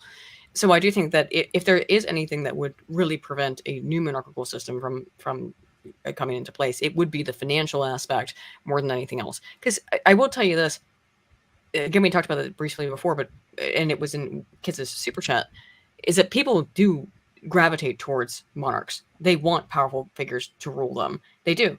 Again, see Trump. Trump is the greatest example of it, but he's not the only one. He's just one example. People that's really the point do I'll never see disagree with. It's a fundamental power. part of human psychology, and the modern political class are so afraid of it, right? Like when I was doing politics at uni, right? It was during sort of the, Trump was in, and everyone was banging on about the new populism. It's so scary, and I'm like, yeah, you realize that populism is just doing what the people actually want instead of what you think you should fucking do. These people were so suborned by the idea of the administrative state. Like if you went to them and asked them, is the administrative state a good idea? They would literally just Windows error in front of your eyes. As though you had asked them, do you think gravity exists, right? I mean, it's the same with shit like the UN. You ask them, is the UN a great thing? They'll be like, the fuck are you talking? Of course it's a great thing.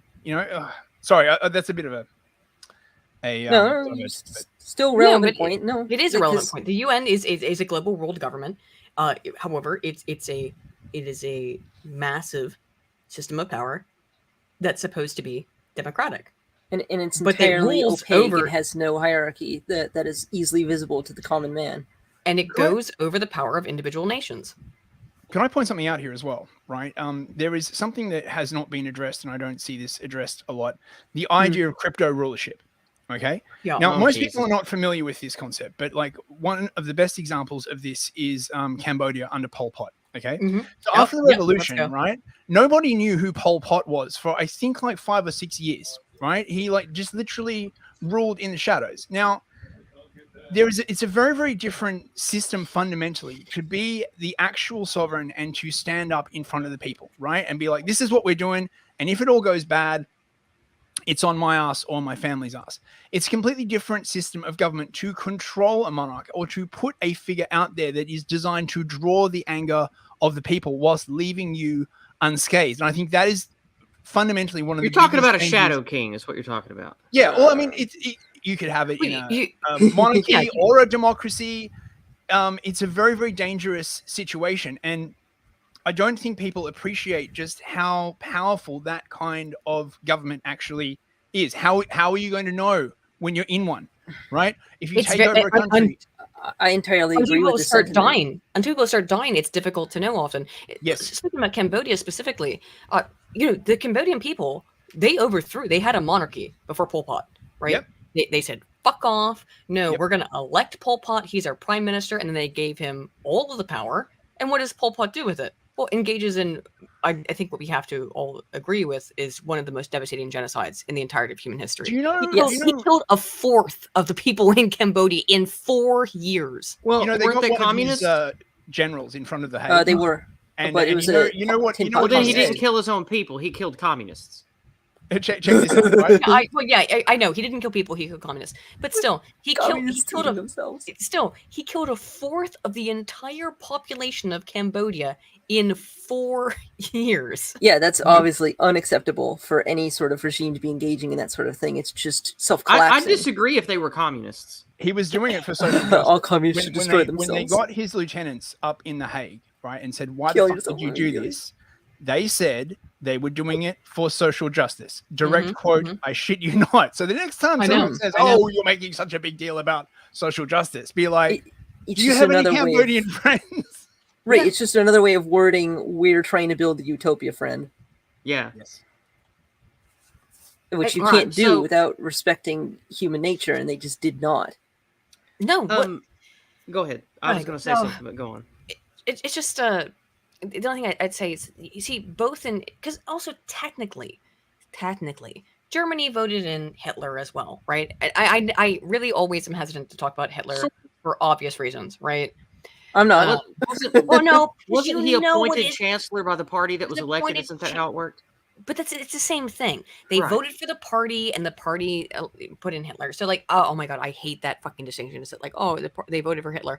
Oh, well, technically they didn't. I'm not putting that on you yet. It was a almost like there are democratic reasons. process, is Like, the point. It was a democratic process, but there was a they- reason why they voted in Hitler, and that's the real point. They knew if you were voting for his party, that the Nazi party, you knew who was going to be put in power. So like, I Right, I but understand the to be fair, distinction. he only assumed dictatorial powers under the sufferance of not the Kaiser, who was the guy who was in charge, who basically turned the rest of the government over to him. And the reason why that happened is Well, because they marched up in was front of falling his apart. fucking house and was like, "We're gonna kill you if you don't do it."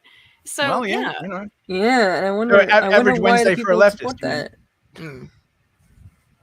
But It's you almost see, like both the government was completely out of control, and there were communists in the streets, and they needed someone who was stronger than them. but you see, both in Germany and in Cambodia, then you have that monarchs were deposed by the people, right? And they had all this newfound freedom, and with their, the people that they collectively as a group. Again, in the case of Hitler, democratically elected might not be fair, but in Cambodia, yeah, democratically elected authoritarian dictators. And they didn't have the alloy of a monarch who would provide protection against tyranny of the mob. Because the dictator... We're just rehashing ourselves here to prove the point that people want a strongman leader. They want a strongman leader. They want a king. They want a dictator to get shit done. Yeah, is this supposed to be a knock against democracy? That in Cambodia, yes. I think I just think that proves the human condition, that people want strong men to lead them. I agree. But I think actually it is a case for monarchy, because what do people go for when they overthrow their governments? Is that they just end up asking for another autocrat. They always end up asking for an autocrat. People want autocracy. Autocracy is the natural state of and also look at Syria. I don't know about that. They love Assad down there, and he's been pretty good to them for like 20-some years. Yeah, it's not that they want autocracy. They want a system that works. They want results, is what they want. They want the zeitgeist of right. They want the lifestyle that they are looking for. There's a zeitgeist in every person's head. This positive vision of the life that they want, the place they want to be able to live in. It comes to my mind every time I look outside my window and look at the forest in my backyard. I want to live in America that I can free to just go outside and do whatever the fuck I want at any time. Well, and how do you protect that right? That's not okay. Stop. 3. That's not necessarily the process of a system. That's a process of a society, and exactly. a society requires certain levels of homogeneity we don't have anymore, and it doesn't matter. I entirely agree. Okay, I was just pointing out that that's not necessarily a product of a republic or a monarchy or whatever. I'm agreeing with that too. Okay, all right. I'm agreeing with that too, which is why I'm totally okay with a monarchy or a republic, but it needs to be a system that's based around obtaining the results that people want. Yeah. Well, how do people know what they want? Well, okay. Look, we got off into the weeds again. I want to bring us back to the topic. Question, but yeah, go ahead. But the thing is, the title of this stream is "The Future of Monarchy," and I want us to talk more about how we can start a monarchy and how it will take form and how it will shape. Can we move the conversation towards that? Can you make my booze in a minute? Okay. Yeah. My booze in a second. Okay.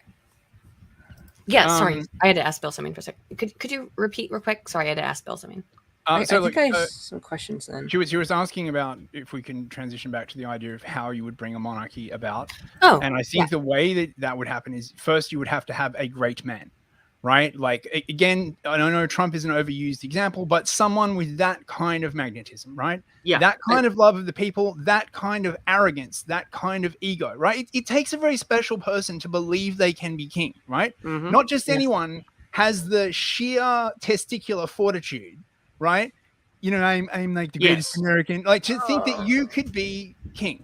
Okay, right? So it's a very, very special kind of person. And then once that king is established and he is much loved, then the fact that he has kids some of his shine will come off on that, and they inherit that legitimacy, right? So, right, Trump, just an example, Trump becomes the greatest king of America that ever was, right?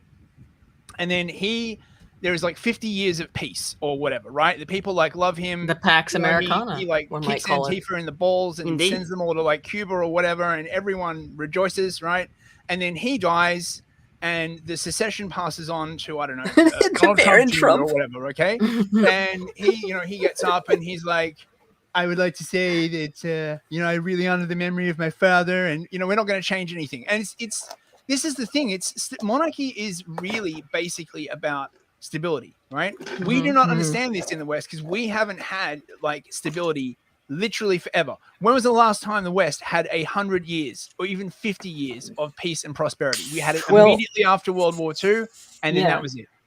Yeah, you make a good point, because part of the point of the American democratic system was for stability, the peaceful transition of administrations from one to another, and in some sense that was a success, But and I would even argue that small period of what you call success was a lie, because that was the initial bubble after the New Deal and Keynesianism really kicked off, after fiat currency was enshrined. So that was just the opening bid to trick everyone into that horrible system. I don't really think that's real success. I was not referring to any of the more modern periods. Like, I'm not talking about the hegemonic period at all. I'm actually talking about more the first half of the 19th century, where they had the success of, we build a system where we have this transition of power, and in that sense we have stability. Now, each of these different administrations are going to be doing different things, sometimes even contradictory to itself.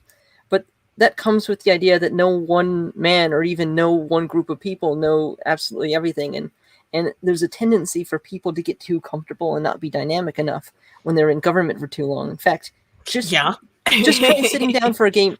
Yeah, I mean, Aydin will understand this in particular. Try sitting down for a game of Civ. Play it for like several hours, and then go to bed, and then wake up, come back to it, and see if your view on what you're going to do next hasn't completely changed. Yeah.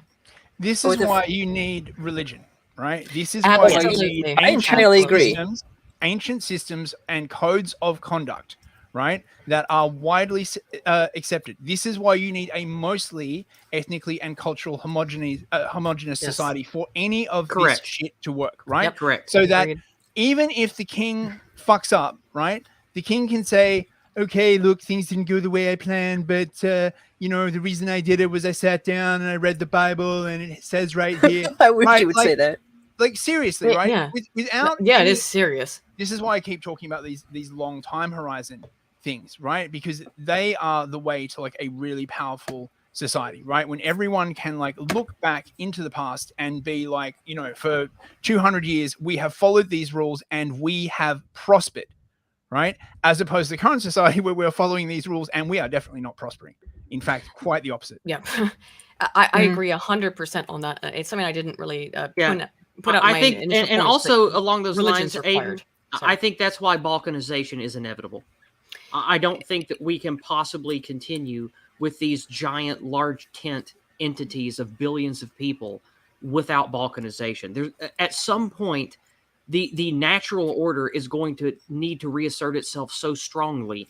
We are going to start balkanizing along the lines of ethnicity, belief. I think we're already doing it. It's already happening. I mean, like officially with violence. That's I know. I follow the Aristotelian model. We are falling very quickly into despotism in the United States. If Biden is not himself a despot, which I think is only barely, he's not. Then probably the next ruler will be a despot, or if not them, then very soon, because we're following the Aristotelian model or the Machiavellian model later. So it's going to get worse before it's going to get way worse before it gets better. Okay. However, I didn't point that out in my initial kind of points about the monarch, but that is very, very accurate. What Newsfist said is about the importance of Christianity. Now, of course, there have been successful monarchies, very successful monarchies and empires throughout the world that are not Christian. Think of Japan immediately, but they have a very different kind of society, very different kind of. They're genetically very different. They're culturally very different. In the West, Christianity is required. It is absolutely required for a monarch. And I think it's required in general for society to function. And I was talking to Spoon actually about this earlier today, because you often hear like atheists say, "What if who cares? Oh, so I'm only supposed to do good things because I'll be treated well in heaven." And it's like, well, okay, if you're really stupid, yes, for really dumb people, that is why they do good things. But I would Agreed. rather really dumb people be motivated to do good because they're dumb and that they're just like given a promise of a reward than to do evil and have no promise. Idiots can't enter reciprocity, and they Yes. also can't into conditional hypotheticals. You know, Yes. I mean, how would you feel if you didn't have breakfast yesterday Right, morning? Aydin? exactly. Right? Yeah, Like, exactly. favorite Exactly. poll post of all time, by the way. But it's like that thing is that, like, yeah, stupid people, they're like, well, I don't want to suffer. I don't want to burn in hell. However, more intelligent people go, they can have more complex understandings of Christianity and what it means to be a child of God. However, I really think, truly believe. Sorry, I'll just finish I don't here real quick. think this You need to have okay. Christianity. You need to have Christianity. Oh, for I'm monarchy agreeing to with that. exist. Unless I think I don't like the emphasis on the stupid versus the intelligent, because no one should I perceives call them themselves as midwits? stupid. Of course they don't. Let me call them midwits then. Dude, I'm sorry. Dunning-Kruger. I have to most strongly object, right? People who can't do conditional hypotheticals have no theory of mind. People who have no theory of mind cannot model another person's behavior, and they cannot model the future, which means that the only I don't think way you can I agree that they control them shouldn't, which is is through entirely why I brute agree they shouldn't have any power. That's They shouldn't not vote. that's No not one the should vote, by contention the that way, I'm making. myself included. Hello. My contention is on how you get people to do good, and I think the promise should be less How do you get some people to do good? abstract and more the obvious objective gains. So I did a bunch of research on this when I was an undergraduate. In fact, the guy who convinced me to go to grad school and become a scholar, his main area of research was altruism. And what he was interested in was, why are people altruistic? He taught at a Catholic university, might explain some of it, right? But what we found in his research was that some people just do altruism for no apparent reason.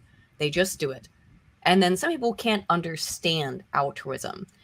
It's because they're evil. Yes. I mean, that's the honest answer. But the reality is that when you're dealing with the fact that society, you have, and by the way, it's like 80% of people can't even comprehend altruism. They don't understand it. They don't understand, like, what? Why would I be nice to that person? What do I know? Get out of and it? I know people who are like that, and those people tend It's like to have 80% of traits. people, by the way. It's like 80% of people. It's the majority of people are like that. Liberalism has rotted everything. Yeah, and we're not all going to make it through the storm. Those people are going to die out because they're selfish. My point is, a lot of them have to, because they vote. My problem is universal suffrage is retarded. We all agree on that. Oh yeah, we all agree on that. It's okay. I mean, okay. Can I not have my republic with only certain people vote? Who would you like to vote? 3. People who have property, people above a certain age, and people who have children might be a good one. It doesn't necessarily have to be that combination, but I'm putting out potentials. People will say Heinleinian, but I'm like, I don't know about the military. I don't know about the military in particular. I want to be people over a certain functional intelligence. I hate to put it in these terms, but like, there are entire countries in Western Africa, right, that have a mean average IQ that is lower than what in the UK would be regarded as functionally retarded. Right, there's some with like an average of 70. Those people are never going to form a functioning government, right? And people like that are always going to vote for whatever shiny thing you dangle in front of them, right? I know it sounds elitist, and I'm not saying like, that's why they're flooding our countries with nignogs. I know, and I'm not talking any of that. Don't be ashamed of being an elitist. I'm not. That's not what I'm getting at here. I'm not saying that we need to be nice to the retards. I'm saying what we need to do is that when we imbue in a society with virtue, the idea is that you need to teach them like what you're going to get if you do the right thing. And I think the obvious reason to be altruistic is that it's good for a society. That you need to live in a society where people are peaceful, civil, and they help each other, so that when things are tough, that you can get through it. If we are Okay. we just let everything fall where I mean, and this is coming from an objectivist, someone who agree. believes significantly that one of the largest American pillars is localized charity.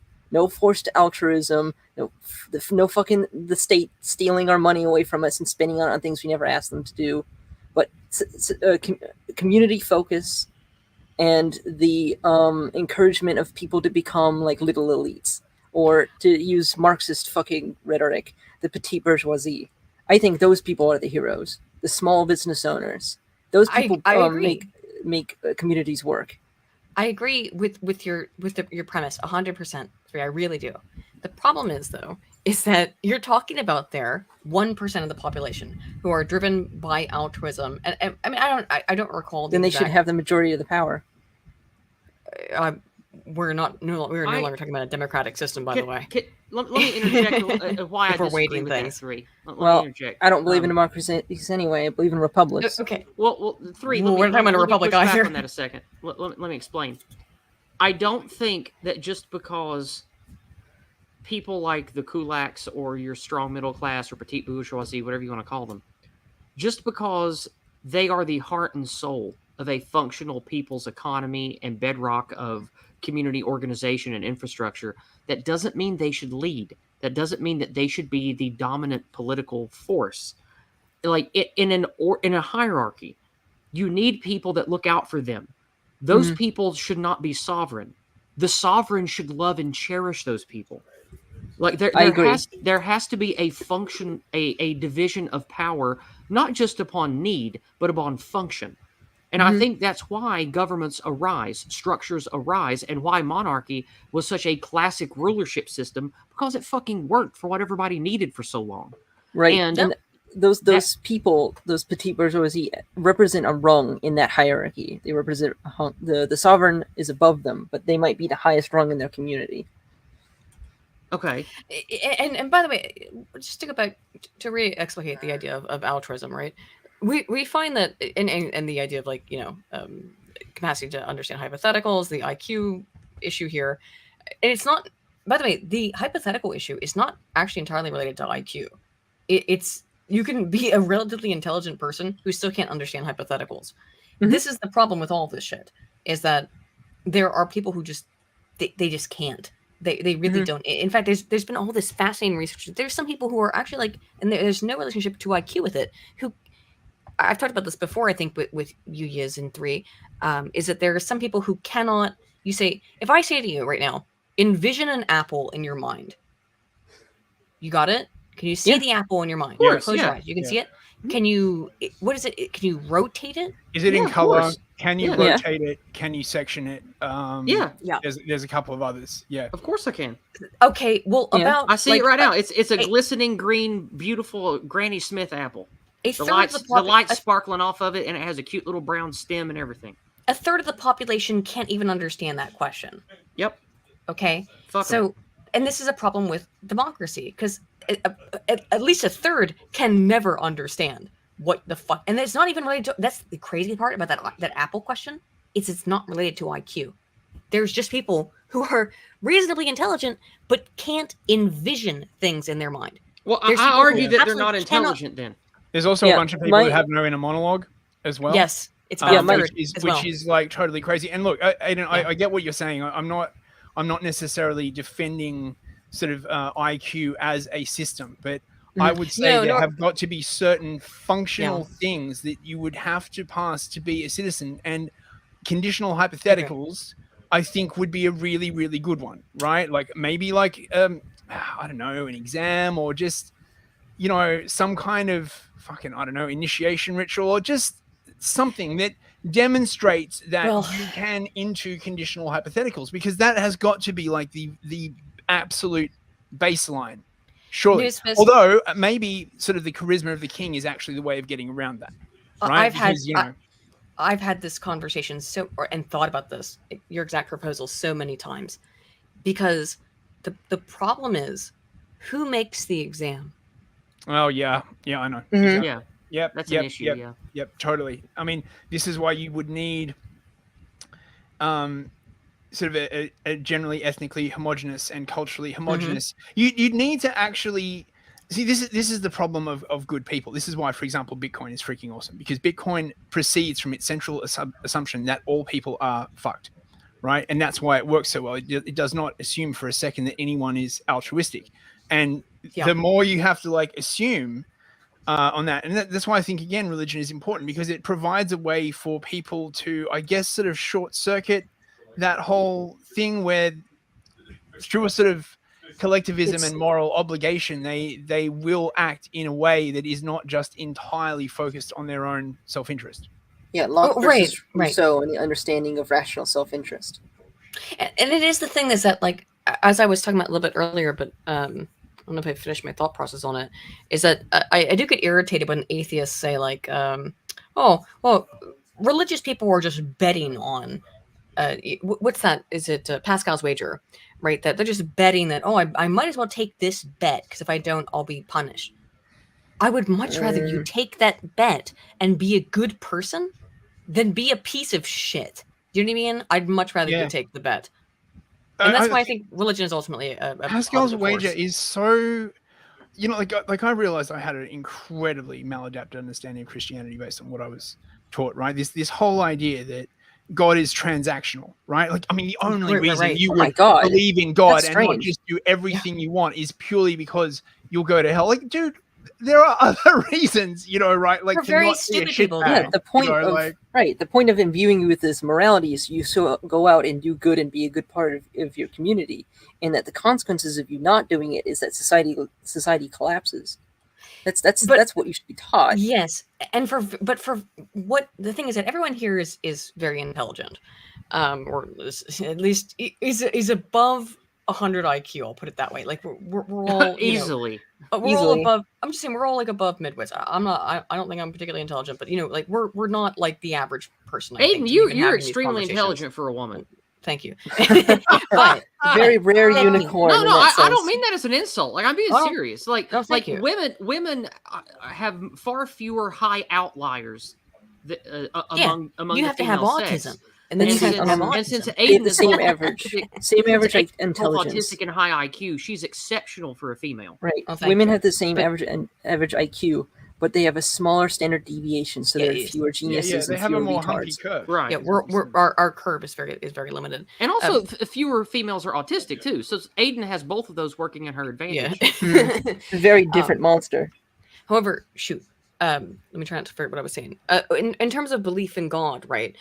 There was the argument again is like, well, you better do it, and the reality is that is what works for the vast majority of people. They really don't have, I'm going to be honest, the capacity to think beyond that. Now, then you have people who are higher IQ, who are more intelligent, and then there are more intelligent reasons for belief in God, from the societal level to the personal level to the theosophical level. Doesn't matter. There's a whole bunch of them, but the reality is, just as with democracy, it's like, oh, look, I'm sorry, I have to make this meme of, the tribal society goes, I will do this rain dance and that will make the rain come. Oh, I will put my vote in this ballot box and that will make the things I want come true.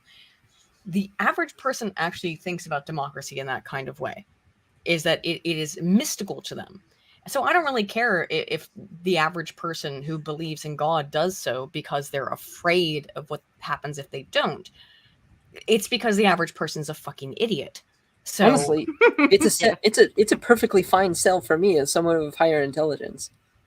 Well, but you can't, because you fundamentally, and that's why I brought up that stuff about like the Apple perception and stuff like that. The average person's, and I hate to say it, but the average person is really goddamn stupid. And so which is one of the reasons I'm not in favor. I don't know if average is the right word, because it is average is average, but no, that is average now. Sadly, that is the average though. But it's always been the average. But I think what's scarier is half of people are no, Aydin. We are definitely getting dumber. The masses are getting dumber and less imaginative. This is true. There's a bunch of work that proves this. I mean, Aydin, right? Like, this is the point, though, right? If someone can't into conditional hypotheticals, they can't even religion. Right? How are you supposed to even explain to someone who can't conditional hypotheticals that if they who doesn't think religion is good is basically lost in the future, right? After they die, they will go to hell. They'll be like, that's a different person. I'm thinking about Yes. the breakfast I had this morning. So Oh no. One of the most no, fascinating right. things I've ever read is that just this in last year, I read there's this tribe in South America, and they only have like 10 consonants and like 2 vowels. Okay, their language is extremely restricted. Piraha, that's the name of the tribe, the Piraha people. And Where did you say South America? yeah, Piraha, Piraha. Piraha. Okay. And Christian missionaries went to go try and talk to them in the 70s. And they have no object permanence because their language doesn't allow for it. So like they would see the plane that they landed in, the people landed in. And the people there, they made this incredibly intricate model of the plane out of wood. And then later they just threw it away because they couldn't remember what the fuck it was supposed to be. I don't Like, think well, I that's don't the language. So, I so think what? that's So got to what's be a the It point? is the Bible language, Like, I why think did you so. bring this up? Make a point. Well, my point is that you can, because when they did IQ testing on these people, and they found that they were totally normal intelligence, but their language prevented them from being able to have like basic ideas of object permanence. And I I see what think you're saying. Okay. so. My point here is that you can have totally like normal intelligence people who just they can't understand the kind of concept I think that we're even And talking about this here. is where Things we like get into monarchy, the a very concept. permanent idea. This is where we get into the concept of biospirit and why so many of us sensible centrists #TM. The reason why so many of us sensible centrists say that civilization is incommunicable is because a biospirit is a mix of the non-scientific things that make a people's identity with the scientific things that are a people's identity, their genetics, etc. Biospiritual differences are exactly that. The people without the object permanence, with the simple language, they might not be effectively retarded in their biospiritual projected area, but we are not compatible, and our civilizations, because of many of these reasons, are incompatible and incommunicable. So, especially yeah. considering after a certain age, it's virtually impossible to change how someone thinks about Yes, the world at large. They found that with the Piraha people, when they had the young people and they would try to teach them English and stuff like that, they were And more it able worked. to understand. Yeah. And they brought one of them, I think, back to the US, and they were able to like learn normally because again, there was a normal intelligence human being. But the problem was that when they were living in this, it was so extreme they couldn't even remember the people because they have no stories. They don't. This particular tribe, and it's not just them. There's a couple of tribes like this in South America that have the same issue. They don't have historical legends because anything that happened before right now does not exist. Jesus, is that what we are becoming? I think that's what we're becoming. Eventually, if we lose, like, God, that's creeping me right out, Aydin. I mean, that's why I brought it up. Is because I think that's what it's becoming. Is that we are you have becoming elementary school kids who are being graduated without any ability to read or write, so they won't have these tools. It is perpetual permanence in the now. There is no that's past. Gonna give me nightmares. There is no future. Yeah, have you heard of the permanent present? I'm aware of the concept. I mean, I just because as Aydin was saying this, I'm just thinking about how everyone's attention span is just getting shorter and shorter and shorter and shorter until it's also the why inevitable outcome is just going to be this perpetual present in which there is no past or no future apart from what is like just dangled in front of us or is sort of reflexively learned. It sounds like a communist wet dream to be perfectly honest. And these particular it's people, also why you perceive like current times as the same as like the early 2000s or whatever, because it feels like right. It's very gradually become the now. The perpetual now. The now has never gone away. You're right. And these particular people, to go into it, it's that like they don't plant crops. They eat the seeds of berries and they spit them on the ground, and they think that and God provides or whatever. They don't believe that they're animists, so they think that like spirits provide or whatever. But like the they live in an area of the Amazon that is so incredibly environmentally privileged in terms of wealth of resources that they don't have any reason to do anything to prepare ever, because there's always stuff there for them. So you believe that they are of equivalent average intelligence. They just have never had a cultural biospiritual impetus to develop like we have. The intelligence testing showed that they were. Yeah. Necessity They're not is the mother of invention. Yeah, and they have no necessity. They're not stupid, and in fact, like the guy who went there initially in the 70s, he moved back with them. He built a house, and he put even built a like a mini cinema to show them movies. And that's the most white people thing I've ever heard. I know, right? Right? Yeah, like, for real. Something that guy is 10 out of 10 white. Something that's very like relevant to that exact notion is that in Masters of Orion, the species that has the highest score at the moment is subject to attacks by the Antarians from a pocket dimension, and every time they attack, they come with stronger ships. This is meant to act as an impetus for you to build a military, despite it being peaceful and you winning. You're pushed to be dynamic and to constantly change the way you play, so that you don't get comfortable. I'm gonna have to play that again. And I'm talking about like the 2016 version. But I think I know Space 2 is better. I love Masters of Orion, but let's shelf that for now. Right. I want to talk more about the future of Monarchy. We've been having a good discussion so far. So yeah, I'm thinking about it. My recent fucking obsessive fascination with the Praha people. Because I'm obsessed with it now. I'm glad that we brought up people and biospirit and stuff, because it seems like it's relevant, let me everybody hush. Let me do a quick little recap here now that we're at the 2-hour mark. We all seem to agree that democracy's bad, the masses are retarded and need to be led, et cetera, et cetera. We also agree that homogeneity, not just of folk, but of biospiritual expression of religion, is of critical importance for having a successful anything, regardless of it being monarchy or not. So since Aydin here wants to talk to us about monarchy, let's move away from the first part of the discussion, which took like an hour and a half, of us talking about why I think it would be hard to establish and get a monarchy off the ground. And to be fair, these are the same problems that I would have with getting anything new that is a separation from the current system off the ground. Not just monarchy. I don't want my monarchy bros out there to think I'm having a specific go at you. These are the main problems that I have with most new separatist systems. Like if somebody wanted to start fascism or national socialism or whatever, I would have very similar. I agree with you. I would have very similar issue of why it is hard to start something radically different with all of the jackals surrounding you that want to tear you down. So let's shelf that. That was the first part of the discussion. Now let's move towards a positive model discussion. Aydin Paladin, we're going to start with you. Take a moment and lay out for me specifics, perhaps based upon the example you gave earlier of Queen Victoria's England or whatever. Give us an example, maybe take 10 minutes to describe an ideal possible future monarchy specifically for English-speaking white people, and tell us what that would look like and how it would function in broad strokes.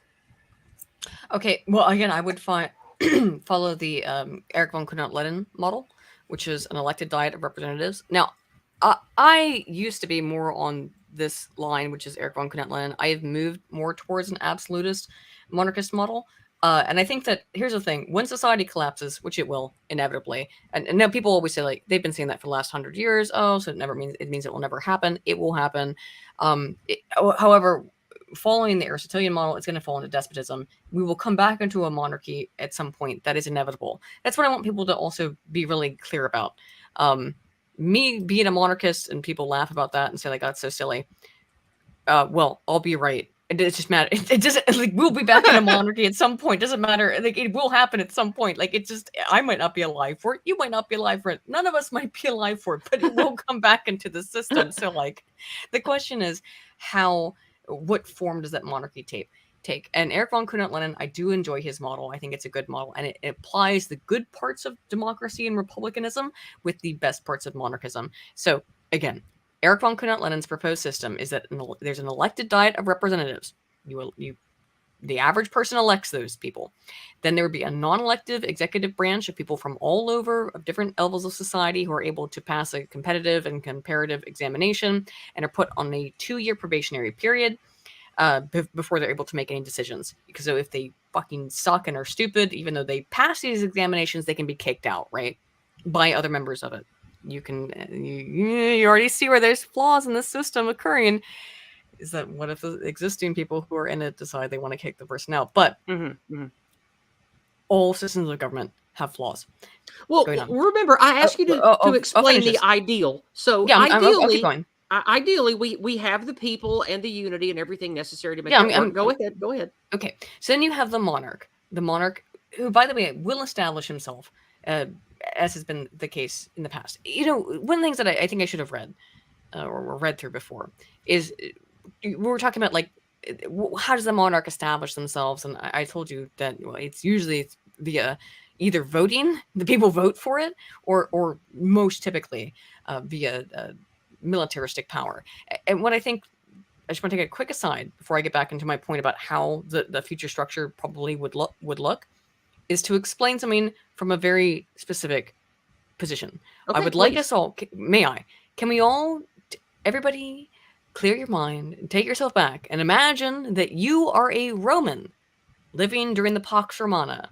It's 80 AD, right? In 80 AD, you're in the Republic. The idea of returning to a monarchic system would be absurdist to you. Now, of course, the Romans had previously had a monarchic system, but you're the Republic. We have grown far beyond such ideas, right? It's 80 AD. We're in the Pax Romana. Even though, at the time, Rome had known many systems of government, as I said, that, hang on. So you're going back to Rome. If we were to skip ahead 200 years, it's now 280 AD, to speak to a descendant of that aforementioned Roman in 80 AD, he would still scoff at the idea of a Roman monarchy and insist that his state in 200 AD is a republic. Of course, they have a senate, although they also have an imperator, which means a general, and a princeps, which doesn't mean prince, just means first man. The fact that these words sound like emperor or prince are, of course, mere coincidences of language. Of course, just a mere coincidence. The idea that a monarchy could take hold in Rome would have been as ridiculous to him or her as it would have been to their ancestor in 80 AD, 200 years before, just as the idea in America would be so ridiculous that abiding by a monarchy 200 years ago, how silly, how laughable. That would be, of course, until we were to revisit that exact same Roman just a few years later, after Diocletian enacted a series of reforms that deprived the Senate of all of their power and declared himself emperor, and then ruled as a near absolute monarch. I have contentions with this. I don't know if I'm the history, hairs. The reality of the history of Rome? No. I don't have any contentions with the history. My contention is this: the scenario is that even a highly intelligent Roman that was very well educated would have to admit to you that he has almost no conceptualization of how the Roman monarchy worked. And I would say that on the basis that their records were limited. I would say that because, one, their records were limited. Two, you're looking at this as someone who has the insight of modern archaeology to know these things. Such a person would have so little. In fact, they would be intelligent by saying more intelligent by saying, "I know that I know nothing," than anything else. 3, what is the historical knowledge of the average American of their own history? Homer Simpson. Doesn't matter if they have access. The average person knows fucking nothing because they don't want to. It's the problem is there's nobody in ancient. There's nobody in 80 AD that would be able to tell you more than the Homer Simpson. Yeah, there were a whole bunch. I disagree with that entirely. 3. I disagree strongly. As someone who's operated in archaeology circles before, they would be adamant about this. So you think that the average Roman citizen in 80 AD that was in the core of the Republic, not only with the average, but the intelligent Roman would say, I don't have enough records on how the Roman monarchy worked to tell you enough about it to say if it was a better system or if it's crazy to think we would go back to that. It doesn't matter. At the end of the day, it doesn't matter. The most intelligent thing that Socrates ever said within the Greek system was that I know nothing. Okay, at the end of the day, though, it doesn't matter. The Pax Romana. Oh, it doesn't matter now. Okay. No, it doesn't. For what I'm saying, is that you have the Romans in 80 AD are living under. They are living under a republican system that they have overthrown at that point their monarchic system. 280 AD, all of a sudden, we have this system that has these very clear signs of movement towards a monarchic system, you have the imperator, you have the princeps, and then when Diocletian takes over, it just becomes a pure empire with a king, an emperor, right? Aydin, My point is that these things move in cycles. Might I? You wanted to get back to future monarchy, right? Yeah, So I'm confused while we're talking about this. I'd Like, make this Because point. Yeah, I my thought point we were is that talking about the future of modern monarchy. Let's try and imagine, right, how the United States, because most of you are Americans and you guys are frankly the funnest country to watch, which is why so much of my stream is about you guys, right? Like you just, you are the circus of the world. It's fucking awesome. Thank So, you. okay, how is this for a pure speculative thing? Okay, Trump gets elected again, right?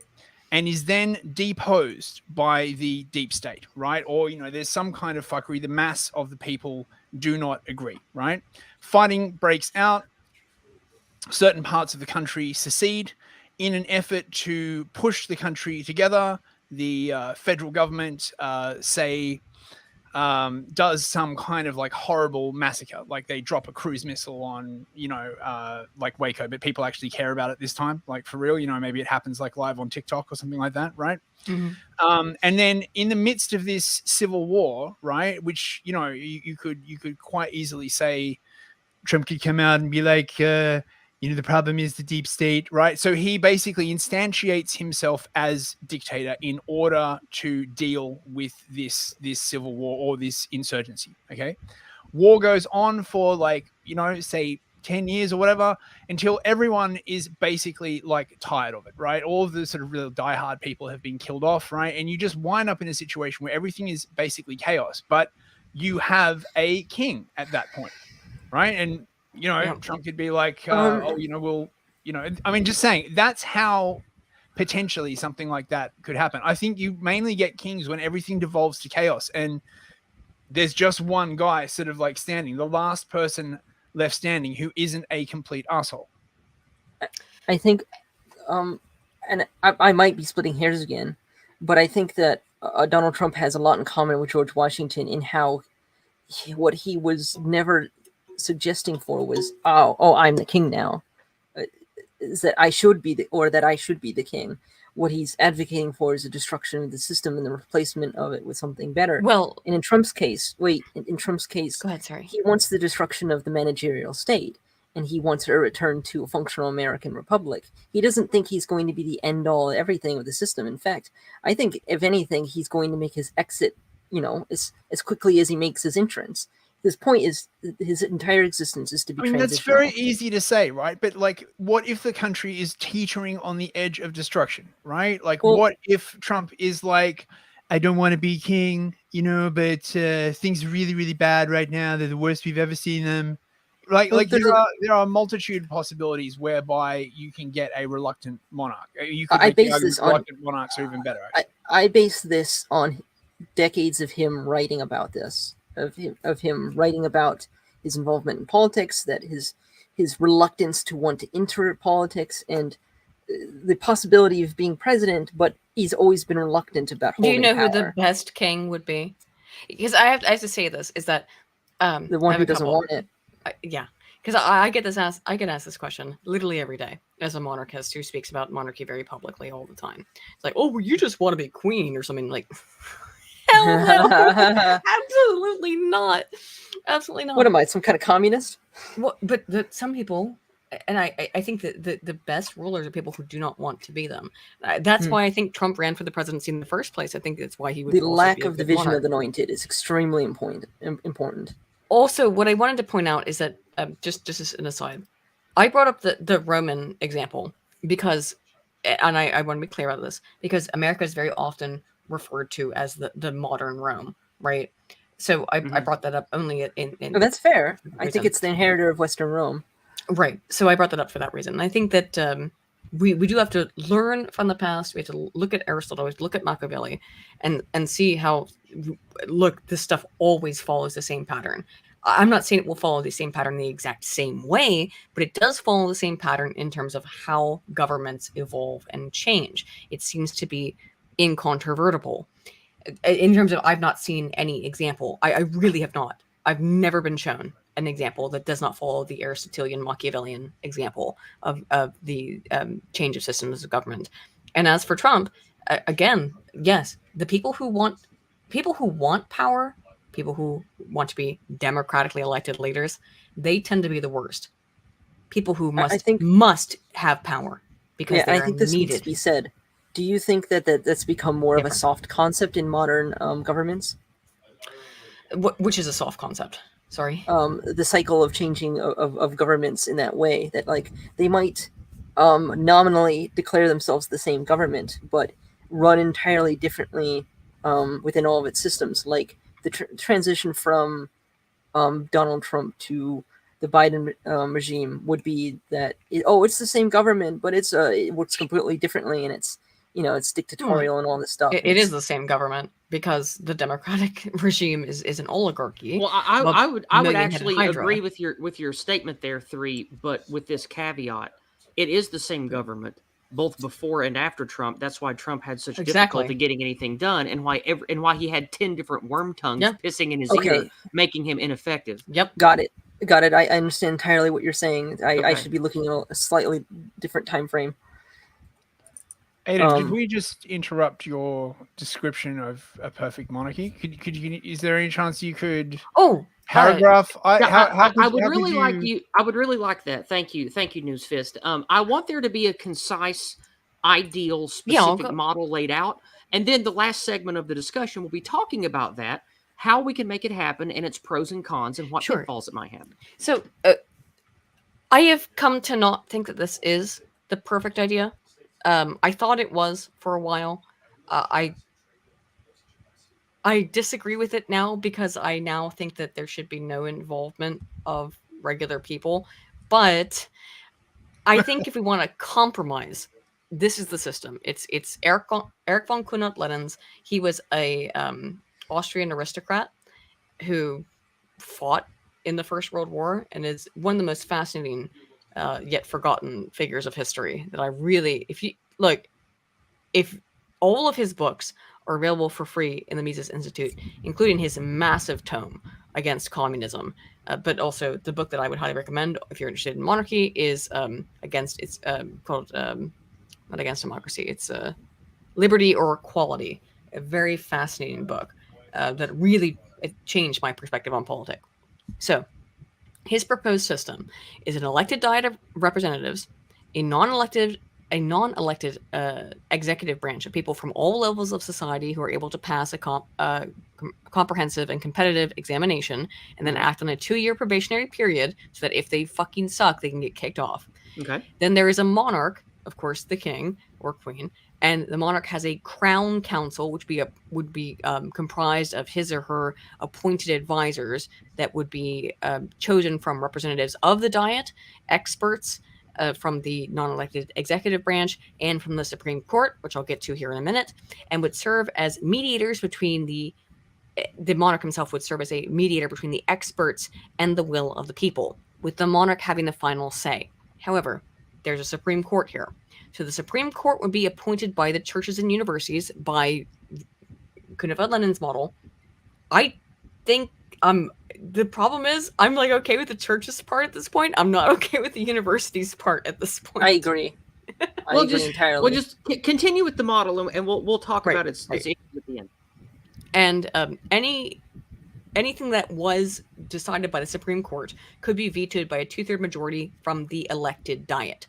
The Supreme Court examines the compatibility of laws with the Constitution, and this is the constitutional monarchy, by the way, with their own with morals and ethics. They hold absolute veto, so that if the entirety of the Supreme Court, if they are also ratified by the diet, could overrule anything the monarch does. Right? If it's you have to. Everybody hates this, right? There's no way that. Again, that church and university stuff doesn't piss somebody off, but whatever. Okay. Then again, you have a constitution that protects the rights and liberties of all man. And then the diet would restrict the rights, would restrict the ability for anonymous mob rule to take hold, while also giving people the ability to have a say in the governmental process. The other points that I have about the system is that yes, it is rule from above, but all governments are rule from above. And this is a way that you do have a democratic element, and you do have an aspect there too that's put in place so that if the elected officials and the Supreme Court agree that the monarch has fucked up, they can overrule him. Does that make sense? So Yes. the executive branch, the monarch and his crown council, and the Supreme Court. So four different systems there. Sounds workable.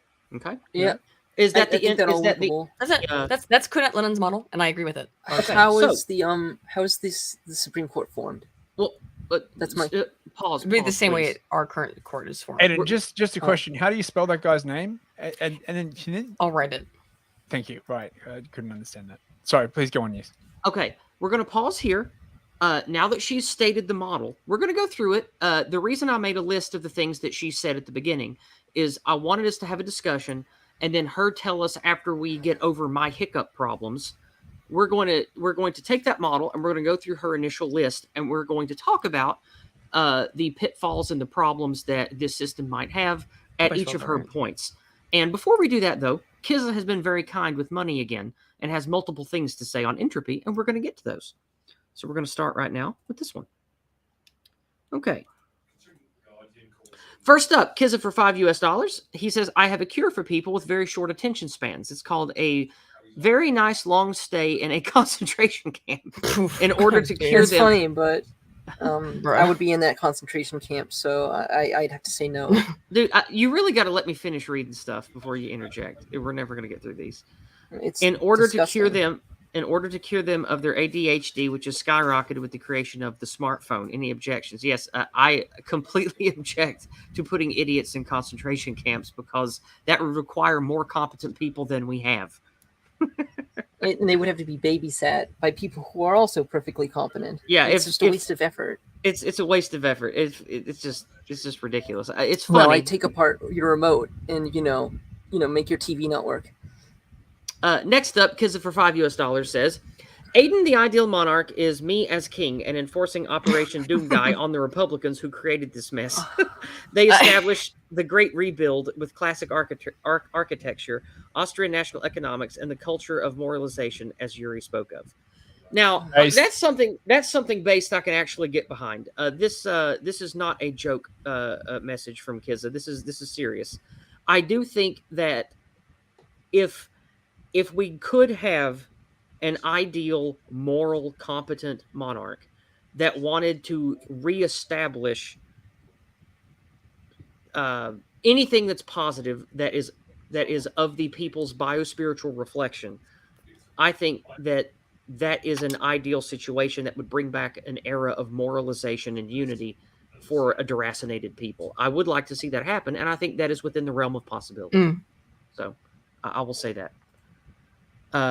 Also, Kizza for $5 he says, true leaders are forged with pressure, heat, and time. These people always rise to the top and take full control of the situation and bring the masculine dominance that is required to bring order to chaos that the masses create like reckless children. I think that we're mostly in agreement with that here, Kizza. Yeah. Yes. With all that we've covered today, I do think that despite monarchy or not, I do think that from the decaying empire of needy, deracinated masses, there will be a pressure point where a large number of them will die off, as is evolutionarily necessary. And from that storm will emerge something better. Or from that pressure will emerge a diamond, something like that. I do think that is what will eventually happen. I'm not saying I want it to happen. I don't want violence. I don't want war. But it seems that violence and war are upon us despite our wishes. And I just hope and pray that the best outcome will occur. Yeah, I hope so as well. All right. That, I think, is all the community engagement. So let me check and make sure I don't want to leave anybody out. I'm going to check Cash App. I'm going to check PayPal. I'm going to check Subscribe Star. We only know like 3 of them. Okay, nothing new over there. Nothing new on Cash App. And it looks like, okay, we are good to go. I'm going to, oh wait, I forgot to check Odyssey. Okay. All right, we are good to go. So now, let me get out my list here. Give me just a moment. Let's see if I can embed. No, I can't do that. Let's, you know what I'm going to do? I'm going to do this over here. Let's do,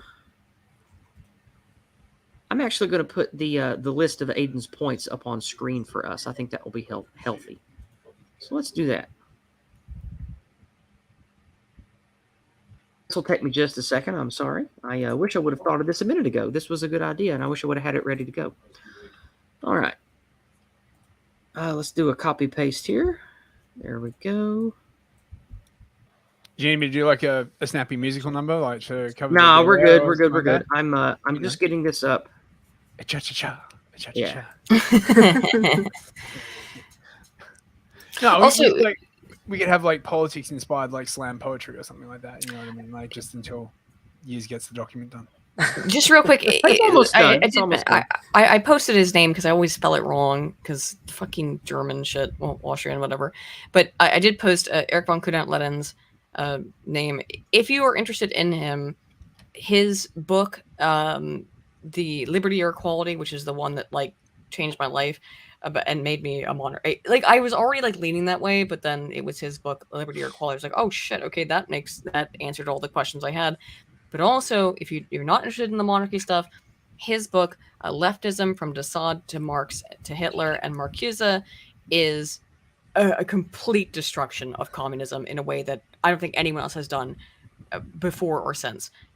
Kudant-Lenin was a polyglot, a genius. I don't know why people don't know about him. He's just fascinating historical figure. I think what he also does for me is he establishes a republic that does very much similar things, that has many of the same points built in, like the emphasis of the Senate over the House of Representatives. So I am sick of endless democratization, which is inherently aligned with socialist and communist ideas. The idea that the mob should constantly decide what happens, not just over a country, but basically in the individual actions of anybody who does anything even vaguely productive. There's a saying that I see every once in a while, that democracy is when your neighbor dictates what you do with your cow. Yep. And that I find wholly offensive, because Unfortunately, it's how it ends up being. yeah, and it's also why I went into emphasis. I am a Republican over a Democrat. It's just it's what it puts emphasis on is what's very important. The emphasis on individual ownership, the emphasis on individual representation, and the representation of walks of life rather than just the entire population as a whole are very important, I think, because it allows for different voices of different lifestyles to put in their 2 cents on how their own lives should probably be regulated, rather than and without any desire to regulate others.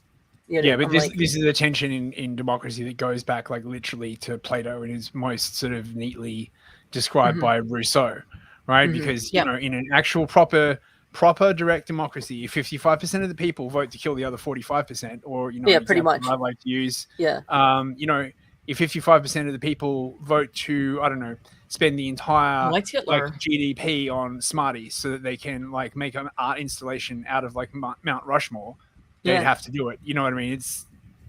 Democracy is retarded. Yeah, the Senate originally modeled the House of Lords in the sense that they were directly appointed. I think we've all come to the conclusion here that the current system of democracy is fucked and stupid. It's way too direct. It's just way too direct. It's obsessed with direct democracy, and I fucking hate it. Yeah, we all do. So, speaking of things that we hate, let's talk about warmongering. Let's talk about warmongering. It's like, I see things we hate. Here's Aydin. No. Speaking of things we hate, let's talk about that bitch Aydin Paladin.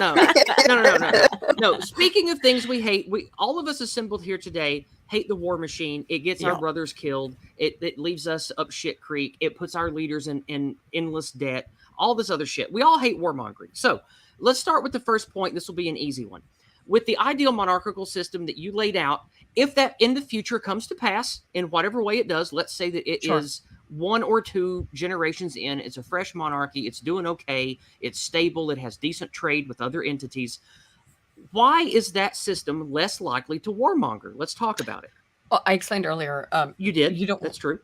Yeah, you're not going to want to destroy your property. And again, I've gotten this when I've said that, I've gotten this reaction from dozens of people now, and they're like, I say, well, if you own something, you don't want to break your Nintendo Switch, do you? And they go, yeah, I do. I break my shit all the time. Like, well, better reason why you shouldn't vote then, right? Right.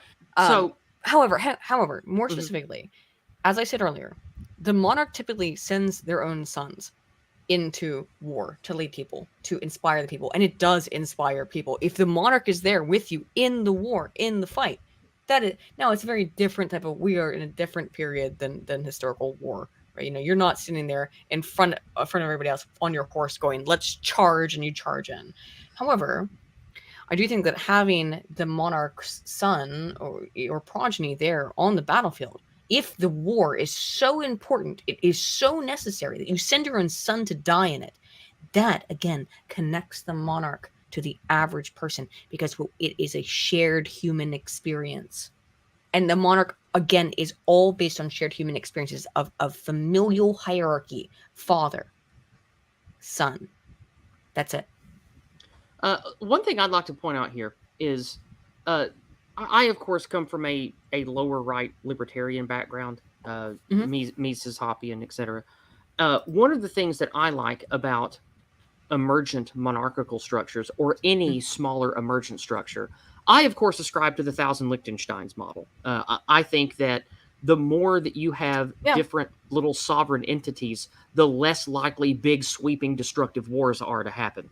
And Yes, this is one of the however. things I Yes. like about your model here is you have people invested in the people, the land, the religion, the leader, and when you Yeah. have them working together with a reasonable focus on trade, production, farming, etc., coming from within the monarchy, they are all less likely to want to jeopardize that. Not just the king, because he doesn't want to break his Nintendo.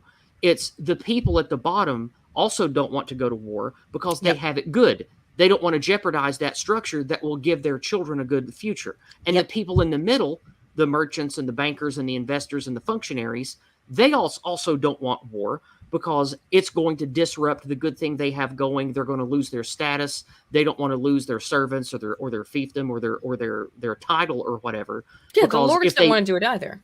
right, so that I think is one of the beneficial things about warmongering when you look at a smaller independent as well as interdependent series of little monarchies or little states, they are much less likely to want to wage war because everyone in the structure has far much more to lose, and they know that. So I think that is something that needs to be said about point number one. I think that's a good point. If I may, ask a little question about that. So you're saying like it would be probably beneficial maybe for the UK to re-embrace its monarchic system as just the UK in and of as it is now, rather than the empire, right? That the empire was too expansive, and I would probably Or agree at with least the English, with the English should be the sovereigns. that. And by the way, I don't know if Newsfist has read about this, but I read some information, some studies that polling from Australia that found that it was something like when Diana died, when Princess Diana was killed, it was something like 60% of Australians said they wanted the fucking British monarchy back in charge of yeah. Australia. Of course, Yeah, they because did. you just don't understand how insanely paused Australia is. Prisoners need a warden. This is a country so new that all of its cultural artifacts are essentially commercial products. Half the world away. Vegemite, Dryzabone hats, because once Christianity was completely subverted, there was like literally nothing left.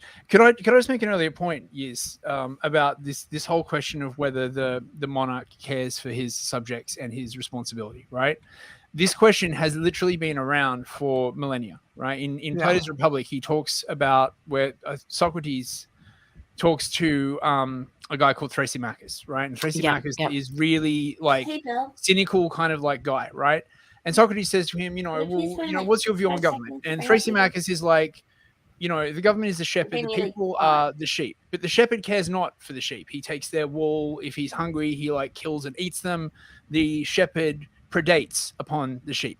But Socrates says, well, but look, the shepherd needs the sheep, right? He that sounds like it from communist wolves. gobbledygook to me. Sorry? Yeah, and also the sheep wouldn't have life without the shepherd. They wouldn't Yeah, even right, exist. exactly. The argument Exactly. that the shepherd predates on the sheep, that sounds like communist gobbledygook. That's Yeah. the other side of that argument, and it's fucking stupid. I mean, So I I'm just agree trying with to him make the point. entirely. This argument is all of this is such well trodden ground. Like it's Yes. the more I learn about all of this stuff, the more I realize is that people have been having these debates literally for thousands of years, which is why I agree with Aydin that all forms of government are inherently unstable and tend to decay and shift over time. So there is no one. I mean, I think the Republic was a really, really good idea to make a more I stable agree. form, but it hasn't seemed to have. I don't know. Is Yeah. 200 years really a long time for an empire, or isn't that like about the average for like all empires? Like regardless, I don't know. You know what I'm saying? I think part of what needs to be considered is the acceleration of 24-hour politics. It might be a long time today. I'm so sorry if you guys heard me yell at Bill to ask if you We did. I muted you quickly. It's all good. I saw you I muted yelling. I muted the wrong thing. But no, I just asked Bill if he could help me out. It's like I don't want to have to run downstairs. Get back here, house Well, husband, and my give me tea. no, because my shitty broken legs. It'll take me like 5 minutes to go downstairs and get it. Well, When you break your legs, it's I hard think to we've cook all orangutan. I My think bad. we've all Sorry handled about and that. agreed on the positive parts of number one. Yeah. Now let's talk about some pitfalls to number one. In the model that you laid out here, one of the things that Bill commented on in the chat is something I was going to say. When you have, even within a monarchy, separations of power, like you mentioned a Supreme Court, you mentioned both elected and non-elected people that work as functionaries, etc., that will have titles and that kind of thing. What do you think would be the likelihood of larger, more powerful entities? Let's use an example like China. They will always want to subvert. They will want to, and also bankers and huge financial entities will want to court others into going to war, if not physically, economically and socially against its neighbors or even against itself. So, in your opinion, Aydin, tell me why you think this system and structure is good or better at resisting that than the current governments that we have now. Let's start with that. I would say the most basic reality of it is that it's, as I said earlier, it's far more difficult to buy off a monarch than it is to buy off a democratically elected politician. And unfortunately, like I always get this kind of kickback. It's like, well, we're not talking about democracy. Well, yeah, we have to. We have to talk about it. We have to talk about systems of government in relationship to one another. Okay, so to buy off a democratically elected politician, what do you need to do? Just pay them off, right?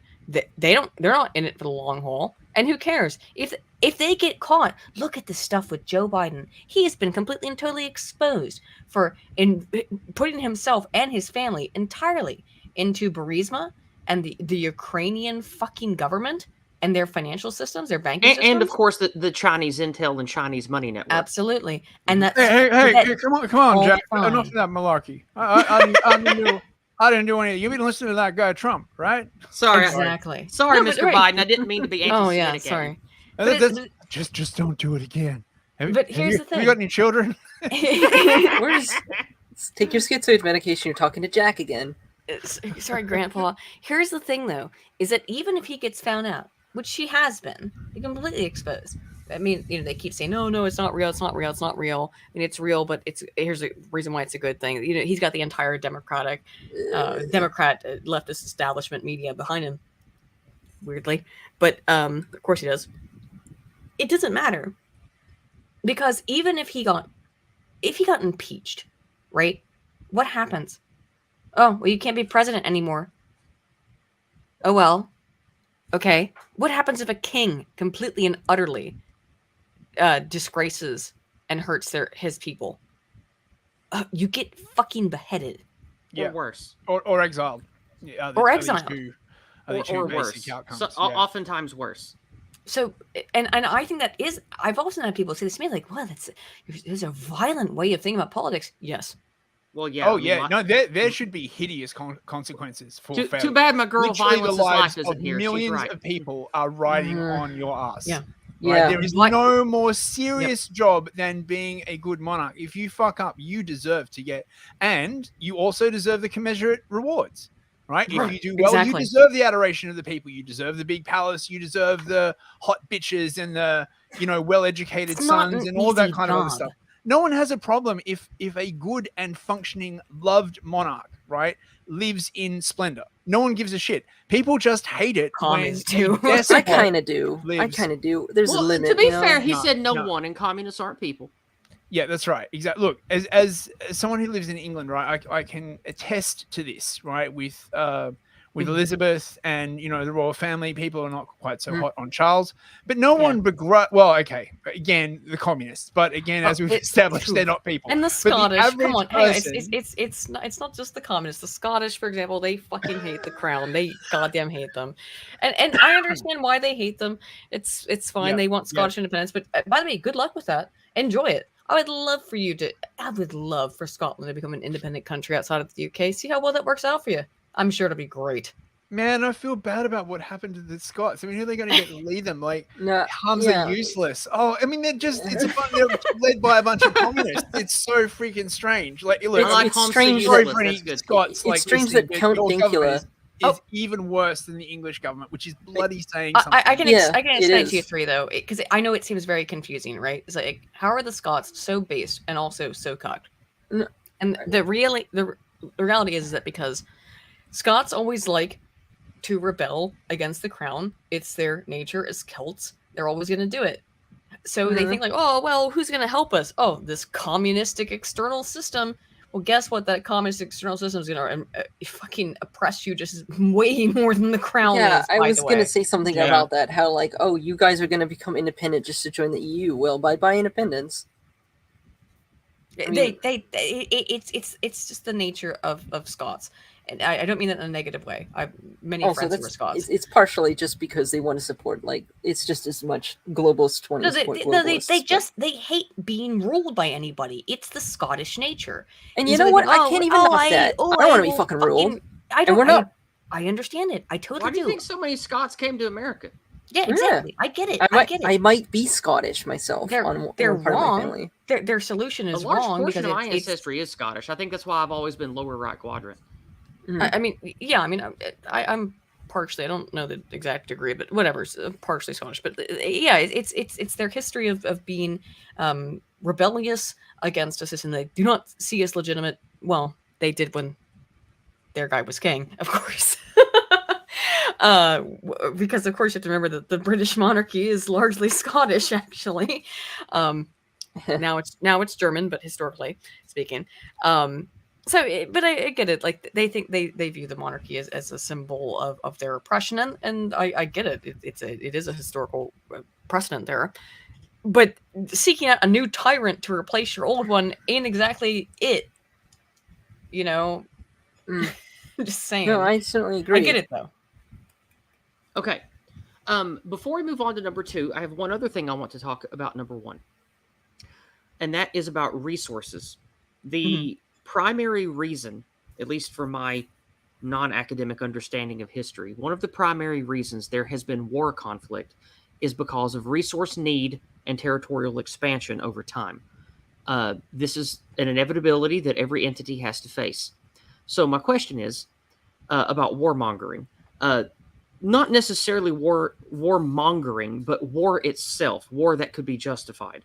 When it comes to this functional future monarchy, and again, we're assuming that it already exists. We've moved past part 1, which is why I think it would be very difficult. But let's say it does exist. Let's say we have I think it'd King be less Alon difficult. in Alberta, Canada, or whatever. I think right? it's less difficult than proposed, but yes. Right, but We've got anyway. King. Let's here or not. Let's just should we? No, let's not go back to that. No. I'm saying like just for the purpose of discussion to make it more simple. It's King Elon. Okay. Okay. It's Elon Musk. He's king from now on. Okay, all right. Then we'll use King Elon then. Let's say that in King Elon's place, there is drought, there is famine, and whether or not it was started or affected by outside sources, there is propaganda inside Elon's kingdom, and King Elon is facing not only economic hardship but resource hardship. What makes you think that he is less likely to get in bed with the usual suspects to make war on neighbors for resources than non-monarchical examples that we have. In my personal opinion, and based on historical evidence, the reason why he would now, absolutely, kings in the past have done that, but why would he be less willing to do that than a democratic leader? Because again, it goes back to Elon's entire family. It would be not just you, but your children will be responsible for this. The democratic leader absolves themselves the second that they step out of office. So that's why I think that it would be unlikely for someone like King Elon to want to intentionally engage in war for a temporary benefit when it would cause longitudinal harm to his progeny, including both the state, both the people, and his own personal children. I would go one step further and say if he was going to prosecute war for resources, he would at least make sure to get it right. Right. So I mean, this is the flip side, right? So if your neck is on the line, if you're going to go to war, you're at least going to do a much better job of it, right? Rather than you're not going to wind up with so many wars of convenience. Although again, empires, you sort of like get this. I don't know. Look, war is like a constant feature. The only thing that you can talk about is whether the cost of war is high and whether there is personal responsibility for those making the war, or whether, as Aydin is talking about and leads into point 2, there is just a diffusion of responsibility, right? Where nobody suffers accountability. And the second kind is much worse. You get just even many more wars. There will never be a century without war. It's, do you want less war and shorter wars, or do you want more and more protracted wars? I couldn't help but think of like the Metal Gear Hegelian dialectic of Swaziland and the permanent warring there as the solution to like the wars happening elsewhere. Don't get me into the Hegelian dialectic. I'll be right back because I have to grab a drink and I also have to pee. Okay, so I'll be right back. But go ahead. All right. But I think what's really present here about like King Elon is that since he is lower right quadrant and what he's personally had to go through in order to build his companies, he has the instincts of respecting his own property and turning his property. His property would be treated as resources in order to generate more resources, the generation of wealth on what you already have. And I'd like to back up what you just said with a non-Elon focused take on this. If someone is a successful self-made guy, someone who has the will to power, someone who has a state with him, perhaps a state of his own making, this person is going to be entrepreneurial in the truest sense. And he's going to say, I'm having hardships. I'm having problems internally. A man like that is far more likely to surround himself and uplift people who are brilliant and also entrepreneurial to solve the problems of the day, instead of just getting into the pocket of a warmonger and saying, I'm going to go kill and take it from someone else. I think one of the largest and those are the kind of people we want to lead us, right? Yeah, I entirely agree. I think one of the largest problems with modern government, whether it's the American regime or others, is that they're somehow expected to be non-entrepreneurial and also entrepreneurial at the same time, because the entrepreneurial spirit is the only thing that works.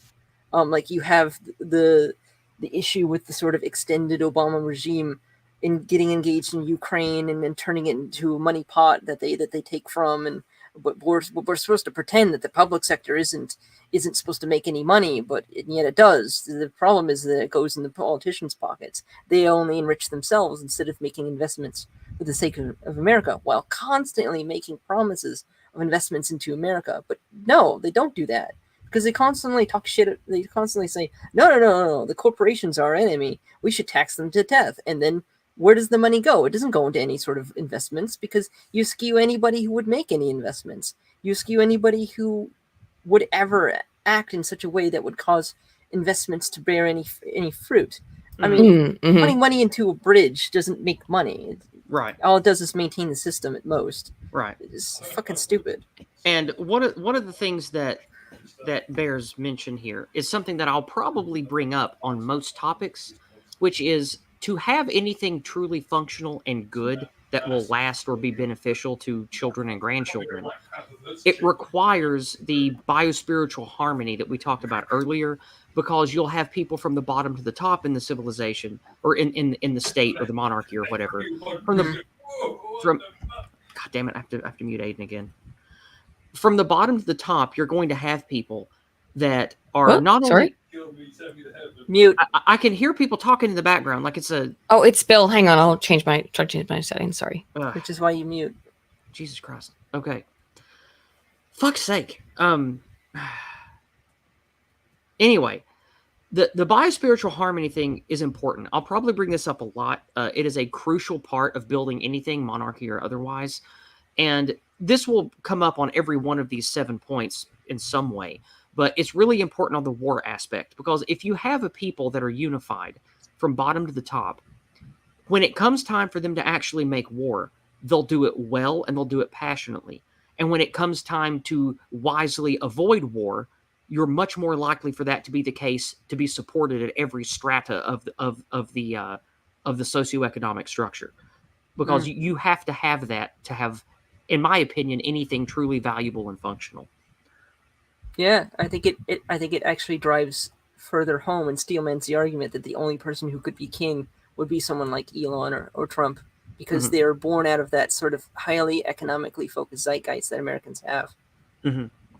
I would agree, and I think that's if you're going to have an American monarch, which, by the way, as a monarchist, I'm extremely skeptical of the entire idea of. Okay, like I'm not. Glad we agree on that. Yeah, I'm sorry if that hadn't been made clear, and also sorry about like, Bill's doing skeptical of the idea of what exactly? The idea that there can be an American monarch, right? Yeah, if anything, I'm thinking more the UK or the Netherlands or France or. If we Spain. get an American monarch, it's not going to be a monarch of the America we know. It'll be like the monarch of East Tennessee or the monarch of West Virginia. Like it's not going to be a monarch of all of the American empire. I don't think that's going to happen. Scotty Kilmer for king. These monarchs. I think you'd find it probably would not be like just of Tennessee. I think you're going to find the monarch of the South. I think because broad, it might be. large groups. That would be my in anticipation. However, again, sorry about the stuff earlier. I really hate to. Maybe more of Alkanev. Anywho, sorry about that. But the reality is that I don't know, by the way, like how to, or if it's even possible to have an American monarch. So all of the stuff that I'm talking about is extremely hypothetical. It's hypothetical now. Like I said earlier, it will happen. It's inevitable. Like there will be a monarch in America at some point. It will. I don't know in what form it will happen, but Aristotle's not been wrong. Machiavelli's not been wrong. It will happen. It probably won't be soon, but it will happen. I don't know. Won't be a king in America. Biden. I don't think whoever so. controls Biden could possibly be a king. We won't really know until after the next election. Like, what if 2016 was actually the last election the US ever has? I actually think it's very possible that 2016 is the last election. In which case, he or whoever's ruling him, Obama or I don't know, Larry Fink or the cabal behind, they are effectively monarchs at this point, unaccountable. They're oligarchs too. Oh well, oligarchs. Which is despotism, which is exactly what comes after the fall of the republics and democracies according to the Aristotelian model. And then what happens after despotism fails is monarchy. So. Yeah. All right. So I believe that we have handled number one. We don't have to do these in order, but number one was the one I wanted to address first. And hilariously, the one that Aydin tacked on at the end, number 7, is the other one that I'd like to talk about the most. Yeah, go ahead.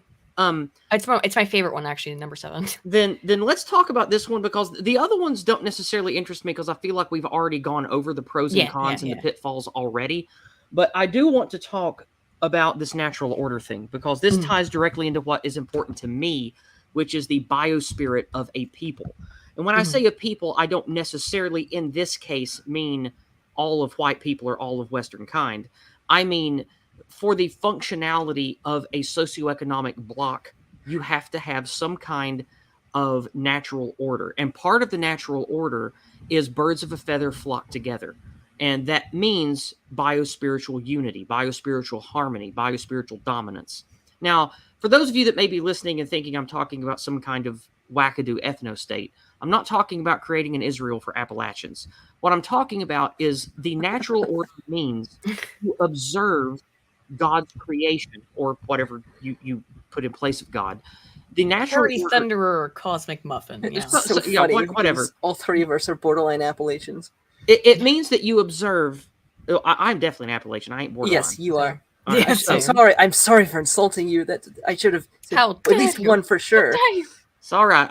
I won't share moonshine with you now. I'm just kidding. Anyway, no, but part of the natural order is birds of a feather flock together. Another part of the natural order is hierarchy and patriarchy. Another part of the natural order is the respect of natural resources and the respect of boundaries until those boundaries, for whatever reason, need to be altered to properly fit the natural order.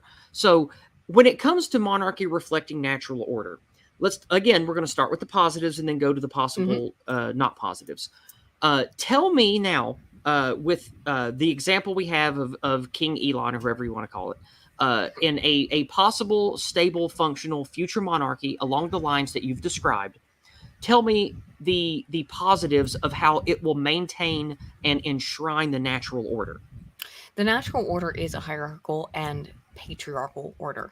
That's what I mean when I say natural order. That's what I mean.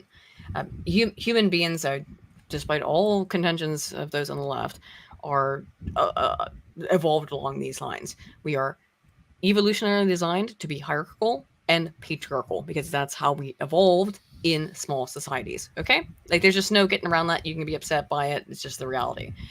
So, as a part of that, we always seek father figures. Always. We look up to father male figures specifically. Women can't lead. I'm sorry. They just can't. Women can't lead. Leaders. You can have fantastic They can- female monarchs. I said Vicky and Catherine the Great, but they are exceptions. And they had to be exceptions because And they had their were- downsides. yes, of course. Every Something I leader noticed has- about Vicky is that she was disgusted by children. Like, oh, yeah, that's not good. Yeah, it was not good. Yes, but again, you have downsides. But the reason why, when you get good female leaders, they're female leaders who are raised from birth to be female leaders. However, I'll leave that on the side for a second. In terms of the natural order specifically, it is mom can be the head of a society, but it has to be pretty precise, and it's someone who is like raised from birth to be mother, right? But men more accurately fill this role. They do inherent of protector. It is ingrained within the male psyche from birth, And ordained by God. or ordained by God, whichever you prefer, evolution or God. I don't really care what the answer is.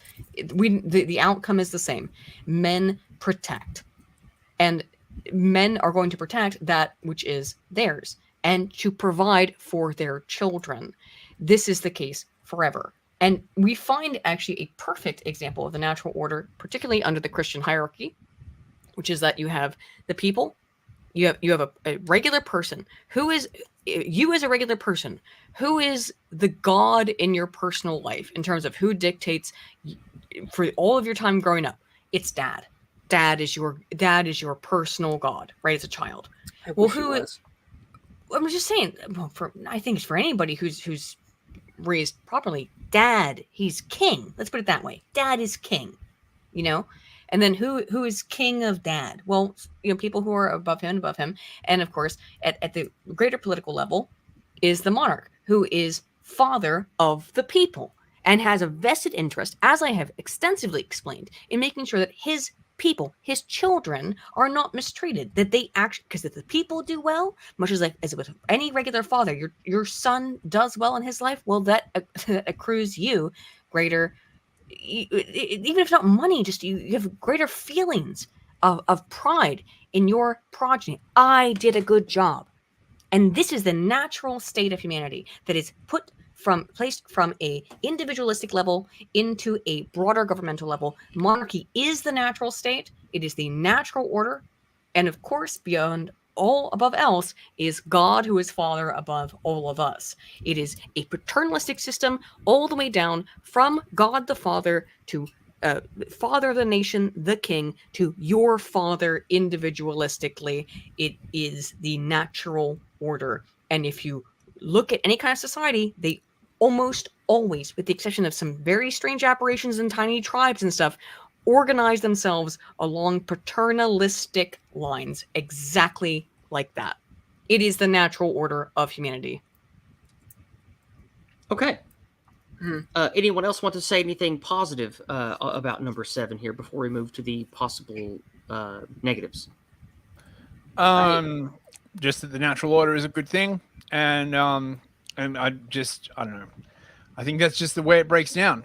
Distribution curves are what they are. I mean, you can fight it if you want and kill a whole bunch of people, but it's just the way shit is. It is what it is. Yeah. All right.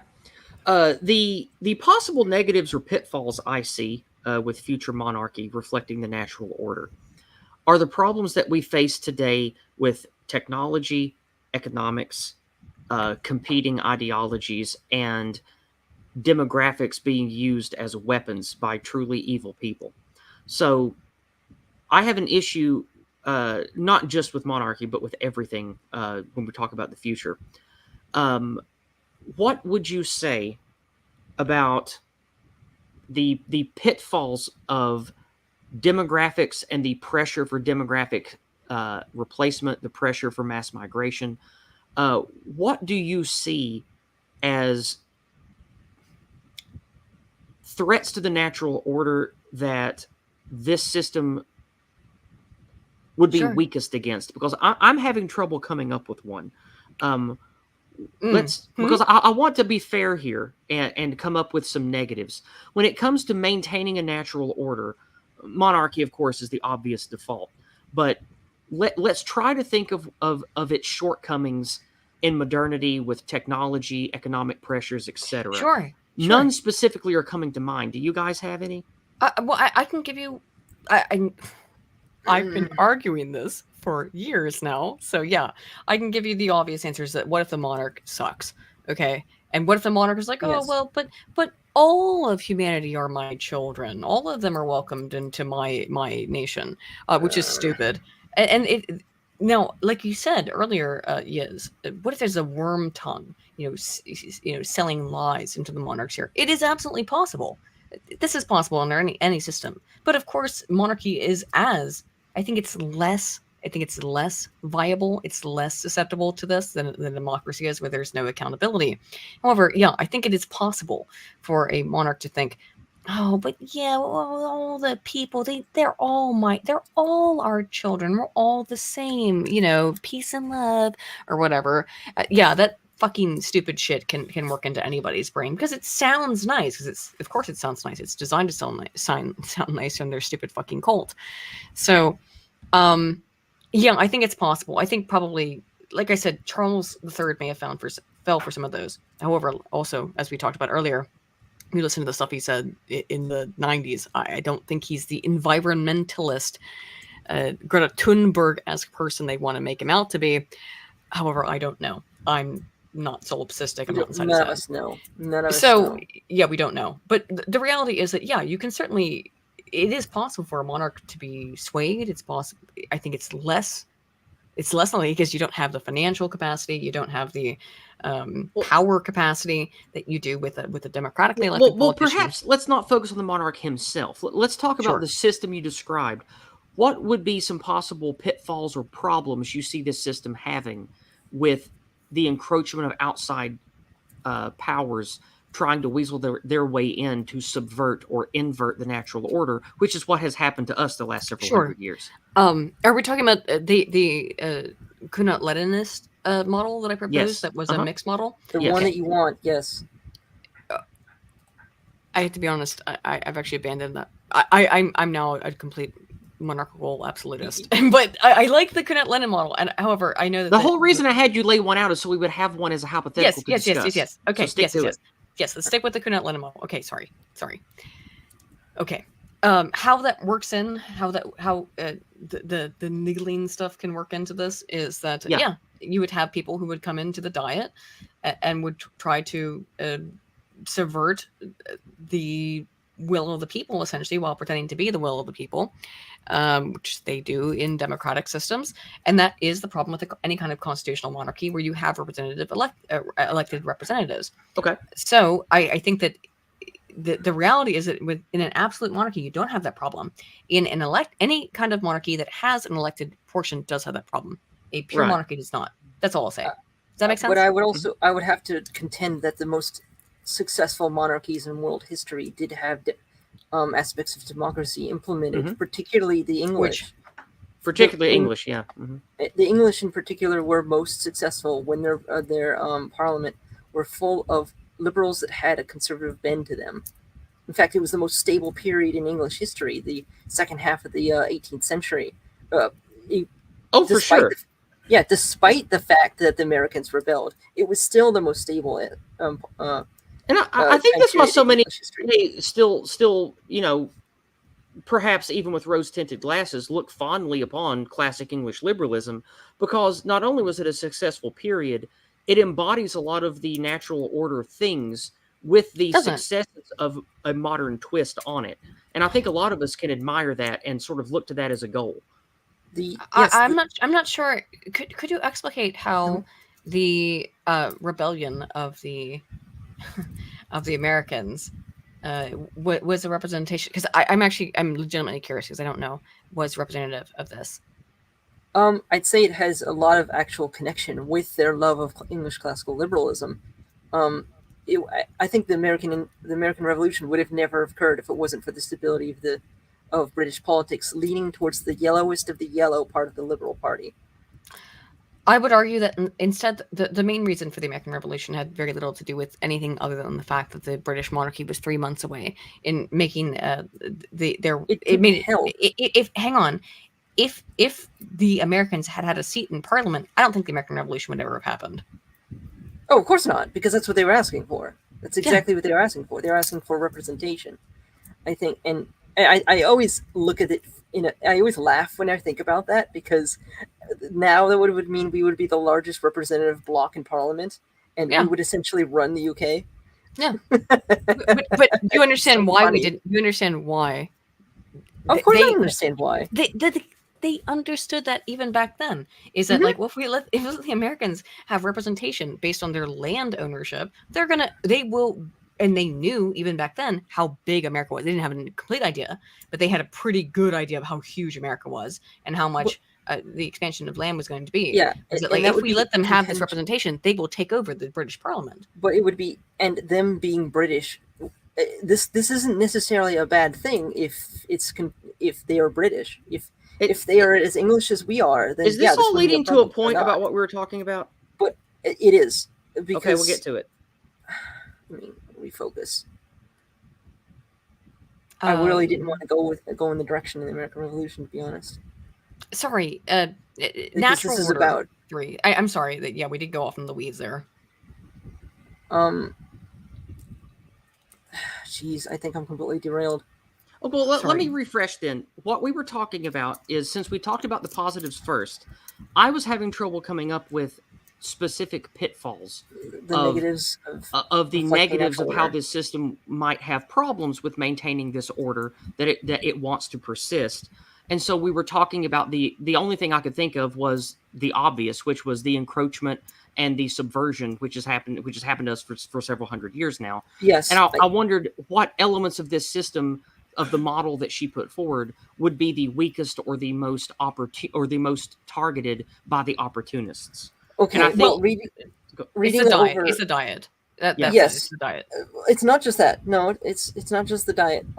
Reading over the life of Queen Victoria, I think, added a lot to my understanding of the problems of the pitfalls of natural order. Is that the Queen herself is just one person and is constantly influenced by other people around her in her personal life. Like her mother, she found the early part of her reign was very difficult because she had to live with her mother. This was due to societal conventions. Societal conventions which were imposed because they work, right? This is the whole sort of like religious aspect of working for society. So the only alternative was to get married, which she should do. Of course she should get married. She needs to have kids. So, and which she did that. Luckily, she met Albert, who ended up being highly compatible with her and became one of the greatest influences on her regime. Yeah, in her personal life. This turned out to be a good thing for all sorts of reasons. One, he genuinely loved her. it's clear that he was constantly Seems looking so, out for her yeah. gain. Because he mediated the differences between her and her mother, improving her personal life and her ability to lead.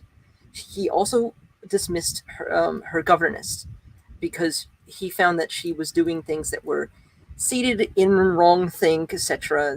Ideas that had been scientifically disproven, etc., and figured out that she was incompetent. So they pensioned her and sent her off, got a new one, and it actually improved her health significantly. The people that you keep around you can be a limiter or 100%. a boon. And this is one of the limitations of the natural order, is that human beings are human beings. They're not robots. They're not giant hive minds that can compute things. The limitations of the person in power are the limitations. So you have to constantly. You want to talk about a working at human? that. You want to be a human computer. We talked about Vicky, and you're right. Vicky did have Victoria did have external She had influences that were limitations. negative. Well, of course, we all do as humans. That's the Mhm. problem. Like, no matter who you pick, this is the thing about all forms of government. There's always going to be limitations. However, you want to a human fucking computer though? Who was the monarch I mentioned after Victoria was Catherine the Great. That woman had autism. There's no way. I'm sorry. Like, I don't. I'll give you that one for sure. Yeah, you I'll can give you that fucking one for sure. debate it. Yeah, people could debate it, but that in Catherine itself the Great is its had own limitation because it meant that she had social issues. But yes, however, she was not able to be influenced by other people, and that is a unique thing that happened with Kathy. that's probably a good thing. Yes, I think so. She was clearly autistic, in my opinion. Catherine the Great was clearly autistic before we knew what autism was, and people might hate that. She was also high Machiavellianism and constantly took advantage of the fact that people fancied her. Oh yeah. Oh, and when you talked about like romantic suitors, she and Vicky both. And let's talk about Elizabeth II. How about that one also? Knowing female leaders often know how to utilize their sexual appeal to be able to manipulate other people in ways that are politically expedient. And I think it's why, yeah, you want to talk about another excellent female monarch, Elizabeth II. Absolutely. There are fantastic female monarchs. Women cannot be good leaders unless they are raised from birth to be so, in my opinion. They have to have dark triad traits, unfortunately. Yeah. But well, not only raised from birth to be so, but they also have to have it in them. I don't think when you find one, find one that hits that fucking node, I think women, and this would be maybe the most contentious thing I've ever said. Of all things I've ever said, when you find one of those women who is, as you said, has a little bit of dark triad, just enough dark triad, and is raised from birth to be a monarch, women are the best monarchs.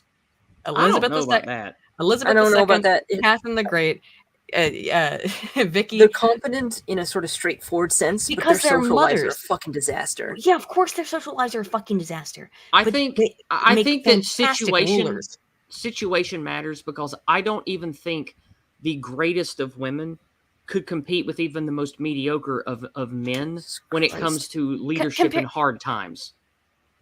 But who would you pick as a greater leader than Elizabeth II, Victoria, or Catherine the Great? I ain't a student of history. I can't say. I'm sorry. I'd be very hard pressed. Besides Napoleon, I'd put Napoleon up there. Napoleon on with them, but I'm saying this. It's a bunch of these women, which is fucking fascinating to me because I talk shit about women all the time. But you had this specific kind of class of women these are the women that you would talk shit about the most. These are the women who are dark triad, and if anything, deserve more than anything to be isolated. All right, I feel like we're getting into the weeds here again. This is this is a massive tangent. What point are we on exactly? Well, monarchy reflecting the natural order. We moved to point 7 Should we have a monarchy with a woman at all? Because or should they be all women? Can I do point 6 then? Yes. Okay, so money, pit economics, and forever debt. I think I've said this a couple of times before, but this is not really dependent on the system of government. This is dependent on the system of economics, and most importantly, usury, which is why religion is so important. Indeed. Usury rots all societies that take a hold of it, and it's particularly insidious because in its first blush, a bit like starting very hardcore drugs, for like the first, I don't know, couple of months, you feel great. Everything's going like fine, and you're like, wow, gee, why didn't I do this before? You know what I mean? I've got like all this free money. We can prosecute a war with France or, you know, whatever fucking like crazy social engineering project you want to do.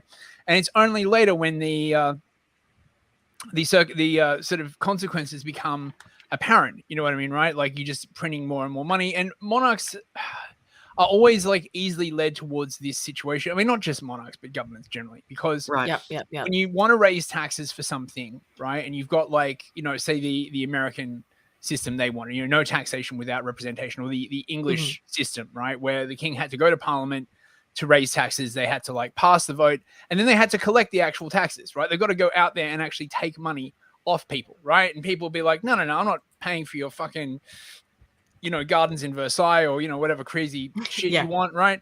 And then some bright spark is like, well, hey, what if we just printed all the money? Or someone comes along and is like, well, you know, we could just reduce the metal content in the coins. No one would know the difference, right? Exactly. Like, oh no, same no, time, no. Debasing like- the currency, because that works so well.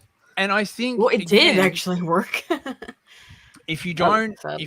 have like some kind of strong religiosity in a leader, which of course, you know, can go wrong in of itself, right? Like none of this is certain. I mean, you could wind up, you know, like you get all these people on the American right and the English right who are like, you know, Christian nationalists, you know, or Christian monarchists, and they'd be like, we want a Christian king. Yeah, but what kind of Christian king, right? I mean, like, what if it was like a Protestant? I don't know if you guys have seen the state of the Church of England. Yes. It is the most oddest thing ever, right? So you could technically, at the moment, have a Church of England monarch. In fact, I think we do have a Church of England monarch who is like, you know, trans women are women, and we need to have net zero and all this kind of other stuff. So, again, you need, and this is the problem with instantiating a new dynasty of any kind, right? Without some kind of like looking back into the past and some kind of like tradition, which the communists hated, you know, the dead hand of tradition. You know, the communists were all about that, like undermining that. They, you know, Gramsci famously called it. And also not just the communists, but people that came after them in different ways in the materialist cancer of modernity. Because look at the people, the neocons, the neolibs, the globalists, the bankers. These people all hate traditional things too. They hate the natural order too, just as much as the communists do. Well, why do you think so? I think they all spawn from the same tree. I think what needs to be echoed is that one, the hand of tradition is not dead. This is foolishness. Real tradition is constantly tweaked upon in order to improve it. I don't want to give credence to a single fucking thing a communist says because of everything they believe is wrong. Well, then don't. So I'm going to bring it back to the topic and say, as far as the religiosity is concerned, it should be just as much in a specific kind of Christianity, which my preference is Catholicism, but you can feel free to choose your own.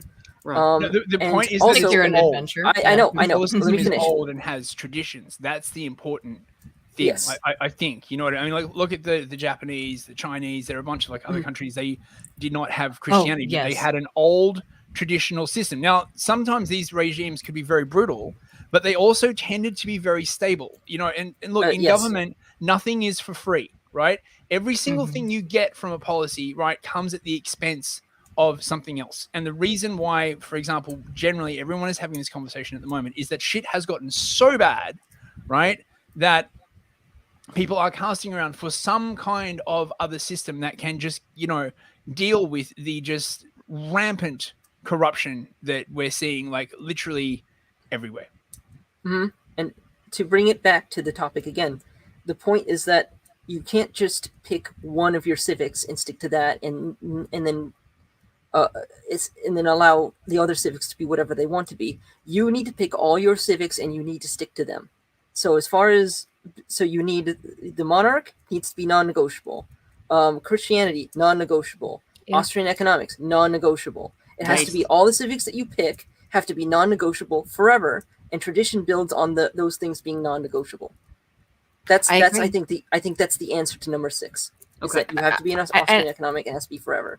And a big part of the money pit economics thing is to refuse warmongering. Yes. That's another part of it. Which goes into and also my keep first government point. Small. But one thing I also think is most key that Newsfist brought up is that the system of usury is completely disgusting and needs to be ended. The usury system is absolutely sickening. And I don't have a problem so much. You want to make money off of other people, that's fine. But the usury system that is engaged in via banking is completely and utterly corrupt. It's disgusting, and it has allowed people to. It's allowed the current system where look what level of government, what level of life to look at where you do not see usury being the fucking great evil, right?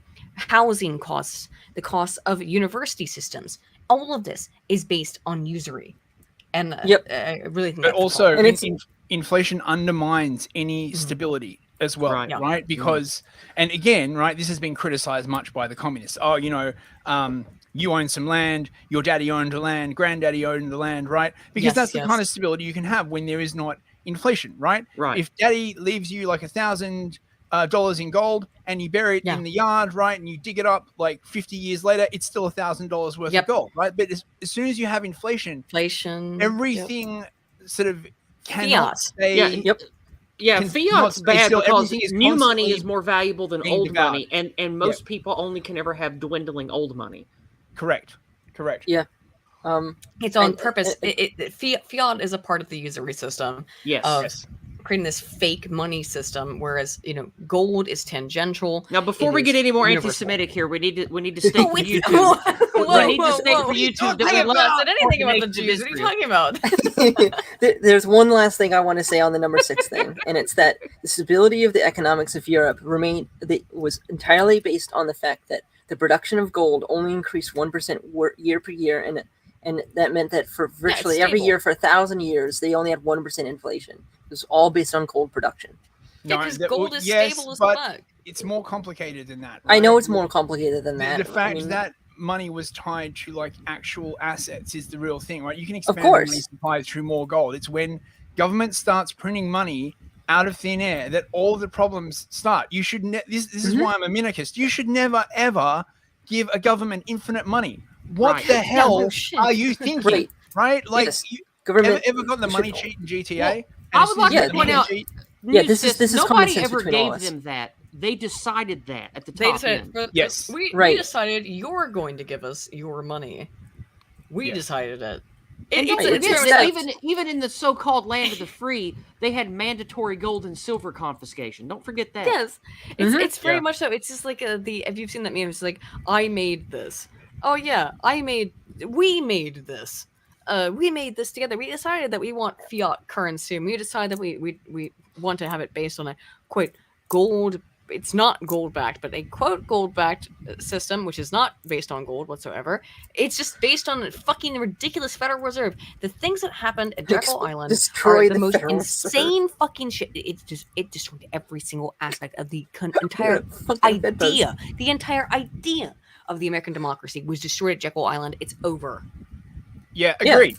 Agreed. Yeah. I cannot believe that more Americans do not understand about Jekyll Island. This is the most pivotal event in your recent history, right? I mean, the number of Americans. No one knows about it. It's nobody crazy. knows. Well, I mean, of course, It's that was not by able to. design. You wouldn't be able to understand it even if course. we told you about it. It's very, very complicated. Oh, it's a conspiracy theory when you tell me what happened at Jekyll Island. God damn. Here's how we're going to control the American financial and, by the way, also social system for forever here on out, and by controlling your money. What the fuck?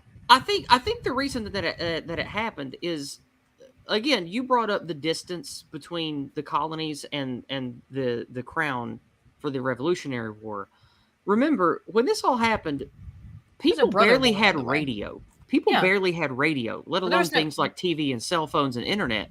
So this kind of thing gets put into gets put into practice, and people don't even know what's fucking happening until after it's already a done deal. Like that's the core problem of this is things are not infinitely scalable, and rich, powerful people don't care about that. They just care about getting rich and stealing and doing whatever they want. So you can never have millions and millions of people spread out across a continent the size of America where you have accountability unless you have people that are actively engaged instantly with modern communication technology. And even then, it's still difficult because meat space still matters. So it's not a failing of people at the time. It's not like all of the based regular people working farmland and trying to survive during the Great Depression in the Dust Bowl. It's not like they knew what was happening on Jekyll Island. So you can't act like the people back then were to blame. They didn't even know. They didn't know what was happening. Like, our problems were done to us. Yes, people don't know that now when they have I know. vast resources of the internet. So, yeah. My point I'm making here is it's not that it was necessarily a failing of the people at the time or a failing of the people now. It's that we have to engender creating our own elites, our own businesses, our own parallel things that we can influence and control if we are ever going to have any power or control over our destiny at all. And I do tend to agree. You know, I've been largely criticized for this because I think people don't necessarily understand it, but I'll restate it. I call myself a libertarian monarchist. Okay. I think that the way that you protect liberty is via a strong government, a strong vertical type government. I think that that is the best way that you protect libertarianism. That's the best way you protect liberty and freedoms. Because otherwise, people will vote against your liberty. We find this every single goddamn fucking day. Because if people only care about greed, financial gain, personal aggrandizement, those people don't have liberty or freedom in mind at all. No, of course not. Yes, Let's this just look at is the also why I'm a transgender stuff, federalist. right? I'm also a federalist. Yeah, and look at like the transgender stuff, right? Like these people don't give a shit about your freedoms. They just want to show their genitals to children. That's what it comes down to, because they're perverts, and they will go through all of the fucking attempts, and they'll say, "Oh, you don't agree with this? Well, then you're a this phobe and a that phobe. They'll try to destroy you. They get you fired from your job." It's That's not the way fear. that works. It's disgust. Now, please face the wall. Did I say fear? You're right. It is. No, you disgust. said phobia. I was We're being starting. funny. Oh, So we're I getting just to number being 24 now. They say it's phobia, but yes, let's be clear. It is disgust. It's a disgust reaction, and yeah, we're sickened by the shit that you're proposing, and trying to do. However, it's only under a democratic system where you could get. How could we get this far? I mean, look, how could we get to the point? I'm honestly asking this question. How could we get to the point where there are honest discussions happening in the United States and the UK, by the way, being over here as half of us are, or about half of us, that it's I am not okay. allowed to answer honestly on YouTube. The answer is communism, Aydin. Surely well, you are aware of this. it's Or Hegelianism. at least communism that, Yeah. that transitions into Malthusian world governance. But the question is, how are we even having the conversation that it should be okay for adults to expose themselves sexually to children? Well, in And my that- paradigm, Well, I it's call not. in my paradigm Obviously. the answer is anti-whiteism. It is the hollowing out, the quote unquote denazification of the West. That is what has led us to here. It is the shredding of everything, the fracturing. You know, of the every irony pillar, there is. the fracturing of every pillar that we have that gave us identity. That's what led us to this. But I Yes, think I have an answer that's more relevant to like number 4, and it's about how Let's a move through the unitary numbers. government. Sorry, let's move back into the numbers. It's because the problem is in the American particular system is that the globalists and the shitlibs and whatnot are much more favor a unitary form of government, where the federal government basically imposes upon you, and then it kind of buries anything that happens locally. And the problem is when these things happen, the pride parades, like, they happen locally. There are a parade that happens in a specific place, but it gets buried because it's part of the plan of the unitary government, and the lower level governments don't just have any normal. power. It's something, it gets entirely buried because there can only be, you lose the trees for the forest. I'd rather have a system that's more about the individual trees rather than the forest, where it's like you have these local. Well, what would be the system that would they have power to stop this stuff? Three. What Meanwhile- would be the system? What would be the system that most prioritizes a single tree? I think Treeism. Treeism. Yes, and my treeism is the community gets to decide. But I think you're trying to relate how this works under future monarchism, right? And yes. you would need to have some caught sort me. of, right? Well, that's the point. This is the point of the stream. So I'm trying to I'm trying to work like back in. steelman this shit. So it would have to be a monarchistic system that doesn't bury these incidents, because let's be honest, you could end up with a king who's like, let's make transgenderism law. You could end up with that. You could end up with a Nero who plays the how do you violin. stop that, right? You could end up with a king who plays. Yeah, I quite liked that the monarchy was held accountable by the dukes in Old English, the Old English kingdom. Yeah. So if 2 out of 3 were against the king, he would die. And then there was a system of lesser nobles underneath that, and that, to me, that communicates great person theory, right? That it's the same way in how that, like, the Senate is full of people who are highly respected within their specific states. That in a monarchistic system needs to have a similar system of sort of lords. That precisely. Well, what's the accountability? I think the Senate and lords are sort of an analogy for each other. That's the way I see it. What's the? You said it precisely yourself. You have 2 major lords who say, like, this king is fucking around, so and at he's the very dead. least, right? What is the lower equivalent? lords should be able to say, at the very least, the lower lords should be able to say, this is not happening in my community. I don't care if the king says it. My power dictates that he is not allowed to impose that on me. Yes, 3. And what is the equivalent of that in a democratic system?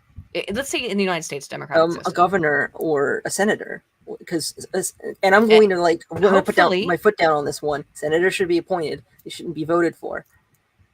At least not in general elections. Getting more autocratic by every second. However, hang on. Less about autocratic. Less about autocratic and more about great leader theory. Because there's still someone that you great vote leader for theory is inherently autocratic. Right, but the point is that there's someone that you vote for that appoints these people. That way you end up with this sort of single-headed government. Which is autocratic. Maybe more so. I mean, it is inherently autocratic. I mean, I consider direct democracy just as autocratic because it's... How is direct democracy? No, direct democracy is not autocratic. These are antithetical terms. Direct democracy is antithetical to the idea of autocracy. Now, direct democracy produces autocracy, but direct democracy itself is not autocratic. Does that make sense? Yes, and what I'm getting at here is the sort of effects, right? So, I don't want direct democracy because it leads to autocracy. Meanwhile, I want a system, right, where there is some sort of consent of the governed, right? The idea is that some parts of the government are elected, some parts aren't. The idea is that you end up with this single-headedness because the person that you voted for decides everything else. Why? Why should different levels? May I ask the question? Why? Why should people? Why? Why should people have say in average everyday? Because it's their country. And do they know anything about? Do they know anything about it though? They know about the only thing they know about is their local area at most. That's why I'm big on the decentralization of this. Yeah. Yes, that's why I'm big on the decentralization. And the so why should regular people vote for a president to run an entire country? Well, they don't. We have an electoral system. Yes, but people are still voting for they're voting via their Republican system for who should run the entire country, right? So why should people have any capacity? Why? But this is yet another example of how the system that we had has been thrown away. We might have an electoral system in name. We've agreed that they don't have any capacity to figure this shit out because they're too dumb. I actually don't agree with that because I'm bigger on, because I don't want just anyone voting. One, I don't want just anyone voting, and 2, I still want people to be able to decide what happens to their communities without someone dictating to them. The idea is that you only have certain people vote, and that they only vote for certain offices. You don't just have them directly vote for the president. That's why we have the electoral system. But the way that the electoral system is supposed to work has been thrown out by the democratization of the country. Mm-hmm. The idea that the electors essentially just do whatever the majority says is direct democracy in a sense. It's stupid. It shouldn't work like that. They don't end up doing what the electors want. If anything, they should act as an advisor. They're not held to any accountability. So ultimately, all this shit is fucking pointless and stupid, which is my point. It's why I'm right, but that's not necessarily inherent. Yes, it is. It is inherent. No, it's not. It depends on how you design. In what fantasy universe would it be fantasy universe, the one that existed just 200 years ago? For The electoral what, system has one always been this way. election? A fantasy universe. I'm sorry. I'm really trying to be.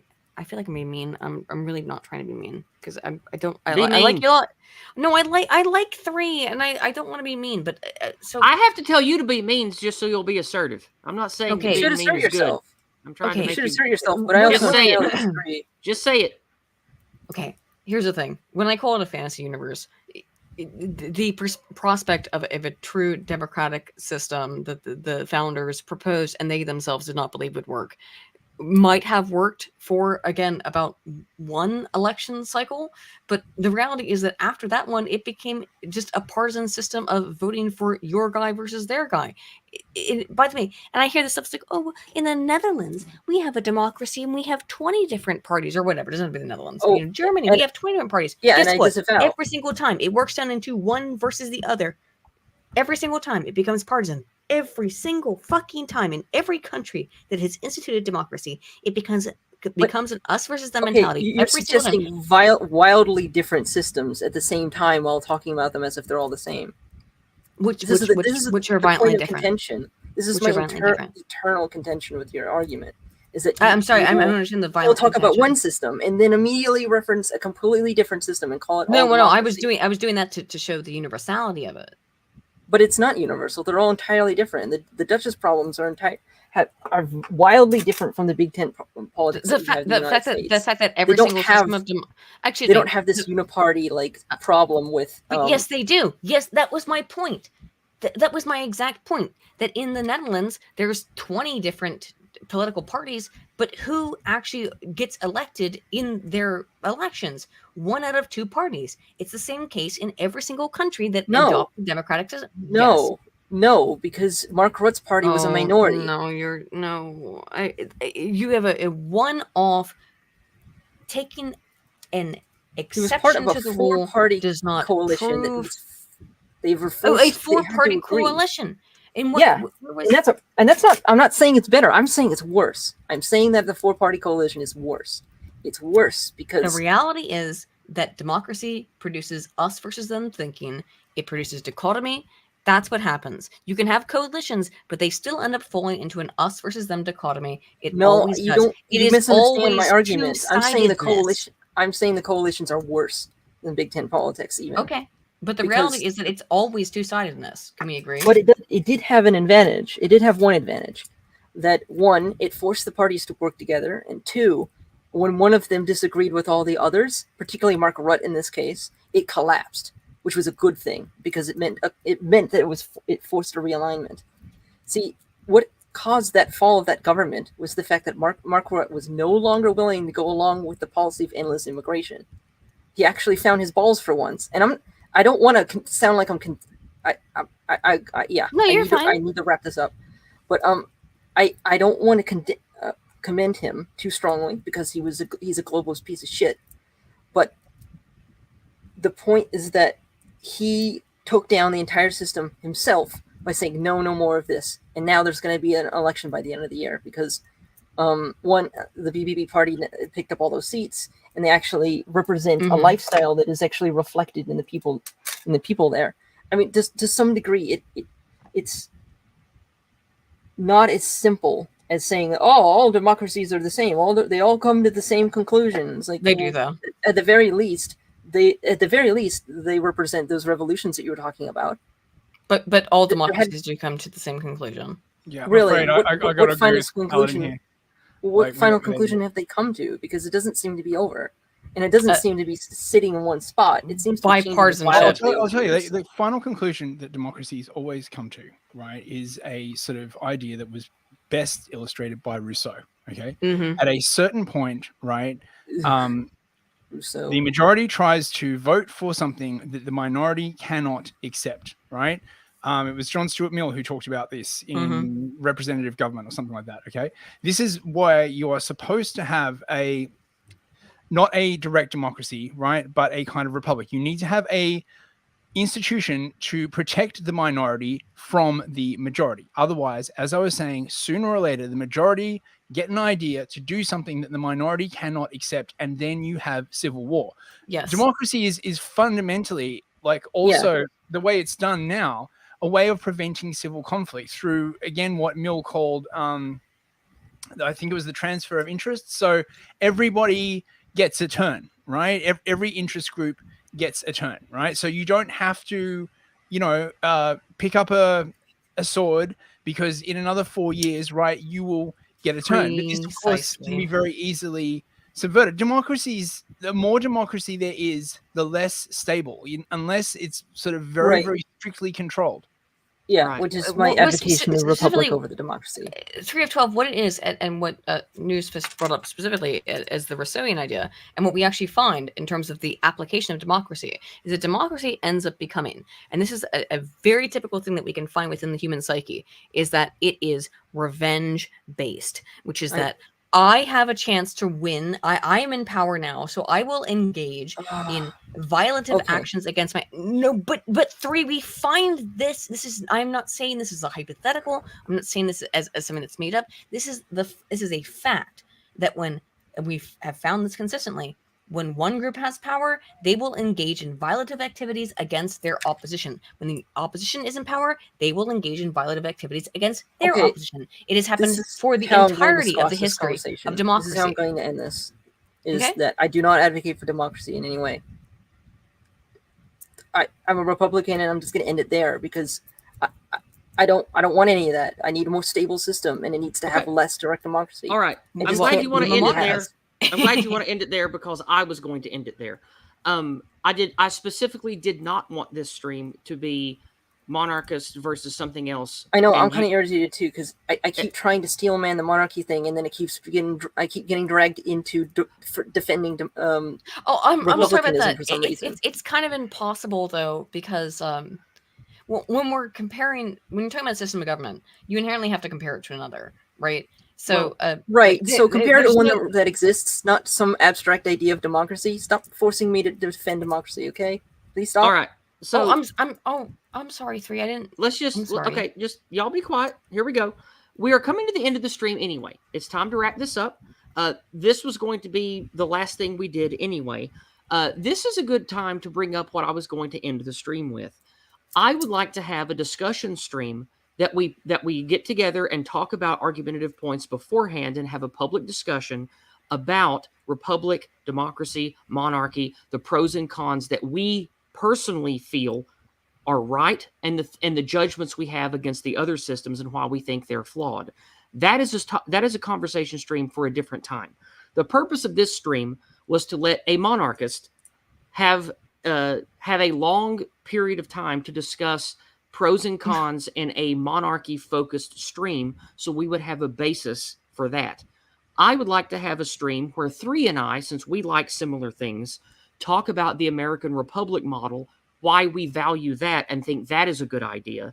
And you can be present for that as well, Aydin. And we can do the same Sure. thing that we did today with monarchy for the kind of thing that 3 and I like. And then we can go through Yeah. that and pick that apart and try to steelman that as well. And I think from these kinds of discussions, good ideas and healthier ideas about how we can get towards something good might come about. Can we all agree on that? Yes. Oh, and yes, I do agree. I'm sorry if I got rude. No. I'm never trying to be No, rude. no apology, Aydin. Stop it. No apologies. I'm just Agreed. saying that because of the differences in ideas and some miscommunications or impossibilities to just magically make the other person's brain know what you're thinking, we got a bit off track of what I wanted this stream to be. Mm-hmm. That's all. So It's always going to happen. of course, and also Unfortunately. we're getting close to 4 hours. This has been a long stream, so I don't want to go any further. We're going to wrap this up now. I feel like we covered everything I wanted to cover. Aydin, you did a great job of laying out a model and laying out the points. You did exactly what I wanted you to do. Thank you very much. Thanks. 3 of 12, Newsfist, you both contributed a great deal. You both added the things hope I so. wanted to be added to the stream. You guys did a good job. It wasn't perfect, but nothing ever is. I feel like this was a successful stream in most of the ways that I wanted it to be, and I had a lot of fun talking to my friends. All of you out there who financially gifted, thank you so much. All of you who shared the stream and support the stream regularly, thank you so much. I really do appreciate that.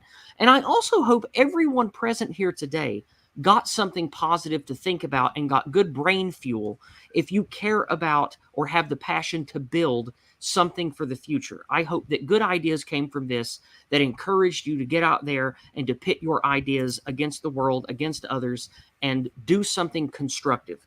That is always my message, is to build things with others and do something constructive for the future. So we are going to say our goodbyes now, and we are going to shill for the lovely people on my channel. We're going to start with Aydin Paladin. I'm going to share your link to Broken Crown. Why don't you tell people what they can find on Broken Crown and why they should come follow you there? On Broken Crown, basically we do a once a week podcast on every Wednesday at 8 p.m. Maybe it's 8:30. I always get confused. I think it's at 8 p.m. GMT. It's either 8 or 8:30 p.m. GMT, where we just cover regular, we talk about the news and politics from the perspective of two monarchists, myself and Spoon, who I met via Yiz, introduced us. That's right, I did, didn't I? You did, and now I've got a whole like monarchist cabal of my own, that we all talk with a little bit, which is fun. I also have my own personal channel, Aydin Paladin. Of course, my next video, I do documentary style videos that use social science information to explain current politic. And my new video that I'm working on, which is taking me a minute, is going to be about is it worth engaging in debate? And I have to say, I enjoyed engaging in this debate, even though I think that, Three, you and I don't agree on a whole bunch of stuff. You and I don't agree. Newsfist and I don't agree on much stuff. I think we agree on a lot of things in implementation. I think we agree on more than we disagree on. That's why we're in the friend group. Right. It just irritates me when you directly compare monarchy, the abstracted monarchy versus the abstracted democracy. I'm like, hello, something else better exists between those two things. That's probably a fault of mine, and I'm sorry for that. But my point is, my point I guess in the video I'm making is that the video that I made is that you cannot have debates with people who fundamentally disagree with you. And however, and I think that's the difference, is that, and I'm sorry if I misrepresented or mischaracterized your arguments, and if I did do that, I didn't mean to. It was probably mostly autonomic. That being said, probably I didn't even probably think about it, because it was just like my brain just working on automatic processing. We all hate the shit-lib regime, right? We all hate the shit-lib regime. However, I was watching, of course, Tim Pool's debate with Emma Vigeland, and so then I went and read, 40 different research papers on it. So that's what I do for fun. So you can check me out if you want to see our live stream, which is a monarchist live stream. We don't talk about monarchy very often. We're just two monarchists talking about news and politics. If you also want my it doesn't come up often, to be fair. But other than that, I have a new video that will be out in like 2 weeks, I think. Looking forward to it as excuse me, as always. Now let's move to Newsfist. Newsfist, my new friend. I am sharing your Rumble link in all the chat. Why don't you tell people what they can expect on your channel and why they should sub to you? Thanks very much. So I do a Happening TV, which is a news podcast twice a week on Monday and Wednesday at 8 p.m. UK London time, which is about 3 p.m. Eastern. It's basically me just covering the news of the last few days and doing some comedy and we do the same date, same time. No, don't you do Wednesdays? I do Mondays and Thursdays. They said Wednesday. Okay, yeah. I'm trying to confuse my audience.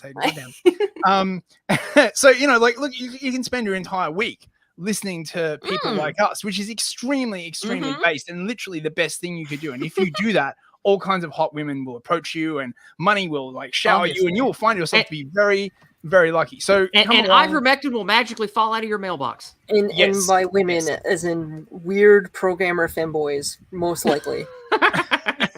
So it's programmer socks, videos and stuff. Please come and check it out. And thanks for listening, everybody. All right, and my co-host 3 of 12. Why don't you tell people what they can find on your channel and why they should sub to you? I have a few stream of consciousness streams on there. I'm not regular, and until I finish following up on getting a job again, I'm not going to be regular. But I'm trying to work with That's okay. You got a lot of fiber in your life to become regular. Oh, fuck. Yeah, I need to Wow, I a need to dad start- joke and a poop joke. Very good. Very God, good. I need to start chewing on communists, I guess. You truly are a remarkable female, Aydin. Jesus Christ. But good God, my life is a fucking mess. I need to clean it up so that I can be more regular as far as my streams. I am enlisting Yiz's aid in getting more and more of these set up, so that I can continue to produce content. I can be a contributor of content, and so that I become more of a sort of a name that's recognizable in these circles, so that I can continue to contribute. Well, hey, also- you're doing a good job, and I'm glad that you're here loyally as my co-host. I deeply appreciate that, Yep. and I you've love you definitely three. improved. I'm sorry if I don't want to. I really hope that nobody, because sometimes like debates end with people thinking like you're mad at them or some shit. It's like, no, I'm no, not. no. I'm not mad.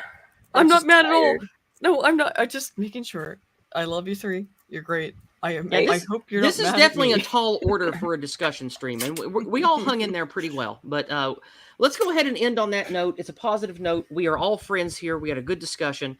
We will definitely have a discussion like this again in the future. I would like to do one of these with republicanism, the way that Three and I think. The model that Three and I both agree on that was valuable from the founding fathers. I would like to have a stream about that. And Wes Wylevin would actually be a good choice for that he stream. would be fantastic. He's very Oh, knowledgeable yes. on that stuff. So I I would like to dragged have him him in. on for that. very I- opinionated on Yeah. those I asked him to topics. join me on a stream with the Politicrat, and it was a great decision because he backed me up on Yeah. things that they were very not knowledgeable about. Alrighty. Well, with that being said, I love you guys. I hope you all have a wonderful week. I will have a morning walk video out tomorrow morning. And I don't know if I'm going to finish my Substack article I'm writing this week. I've had headache issues. I've been unable to focus clearly because of allergy meds. I don't know if I'm going to be able to get that article finished, but I've got it about half written. We will see. But I will definitely be back next Monday night with more Discordant Dragons. We will have some usual names and faces. Maybe a new one. I'm working on it. We'll see. But we'll definitely have Discordant Dragons like usual. Be sure to subscribe to my lovely friends here. They make wonderful, wonderful content, especially my new buddy Newsfist here. He has a really fun stream twice a week. Go check that out. And please be kind to yourself, love your folk, and plan for your future. It's the best that we can do in these trying times. Good night, everyone. God bless. Good night, guys. Good night. Cheers.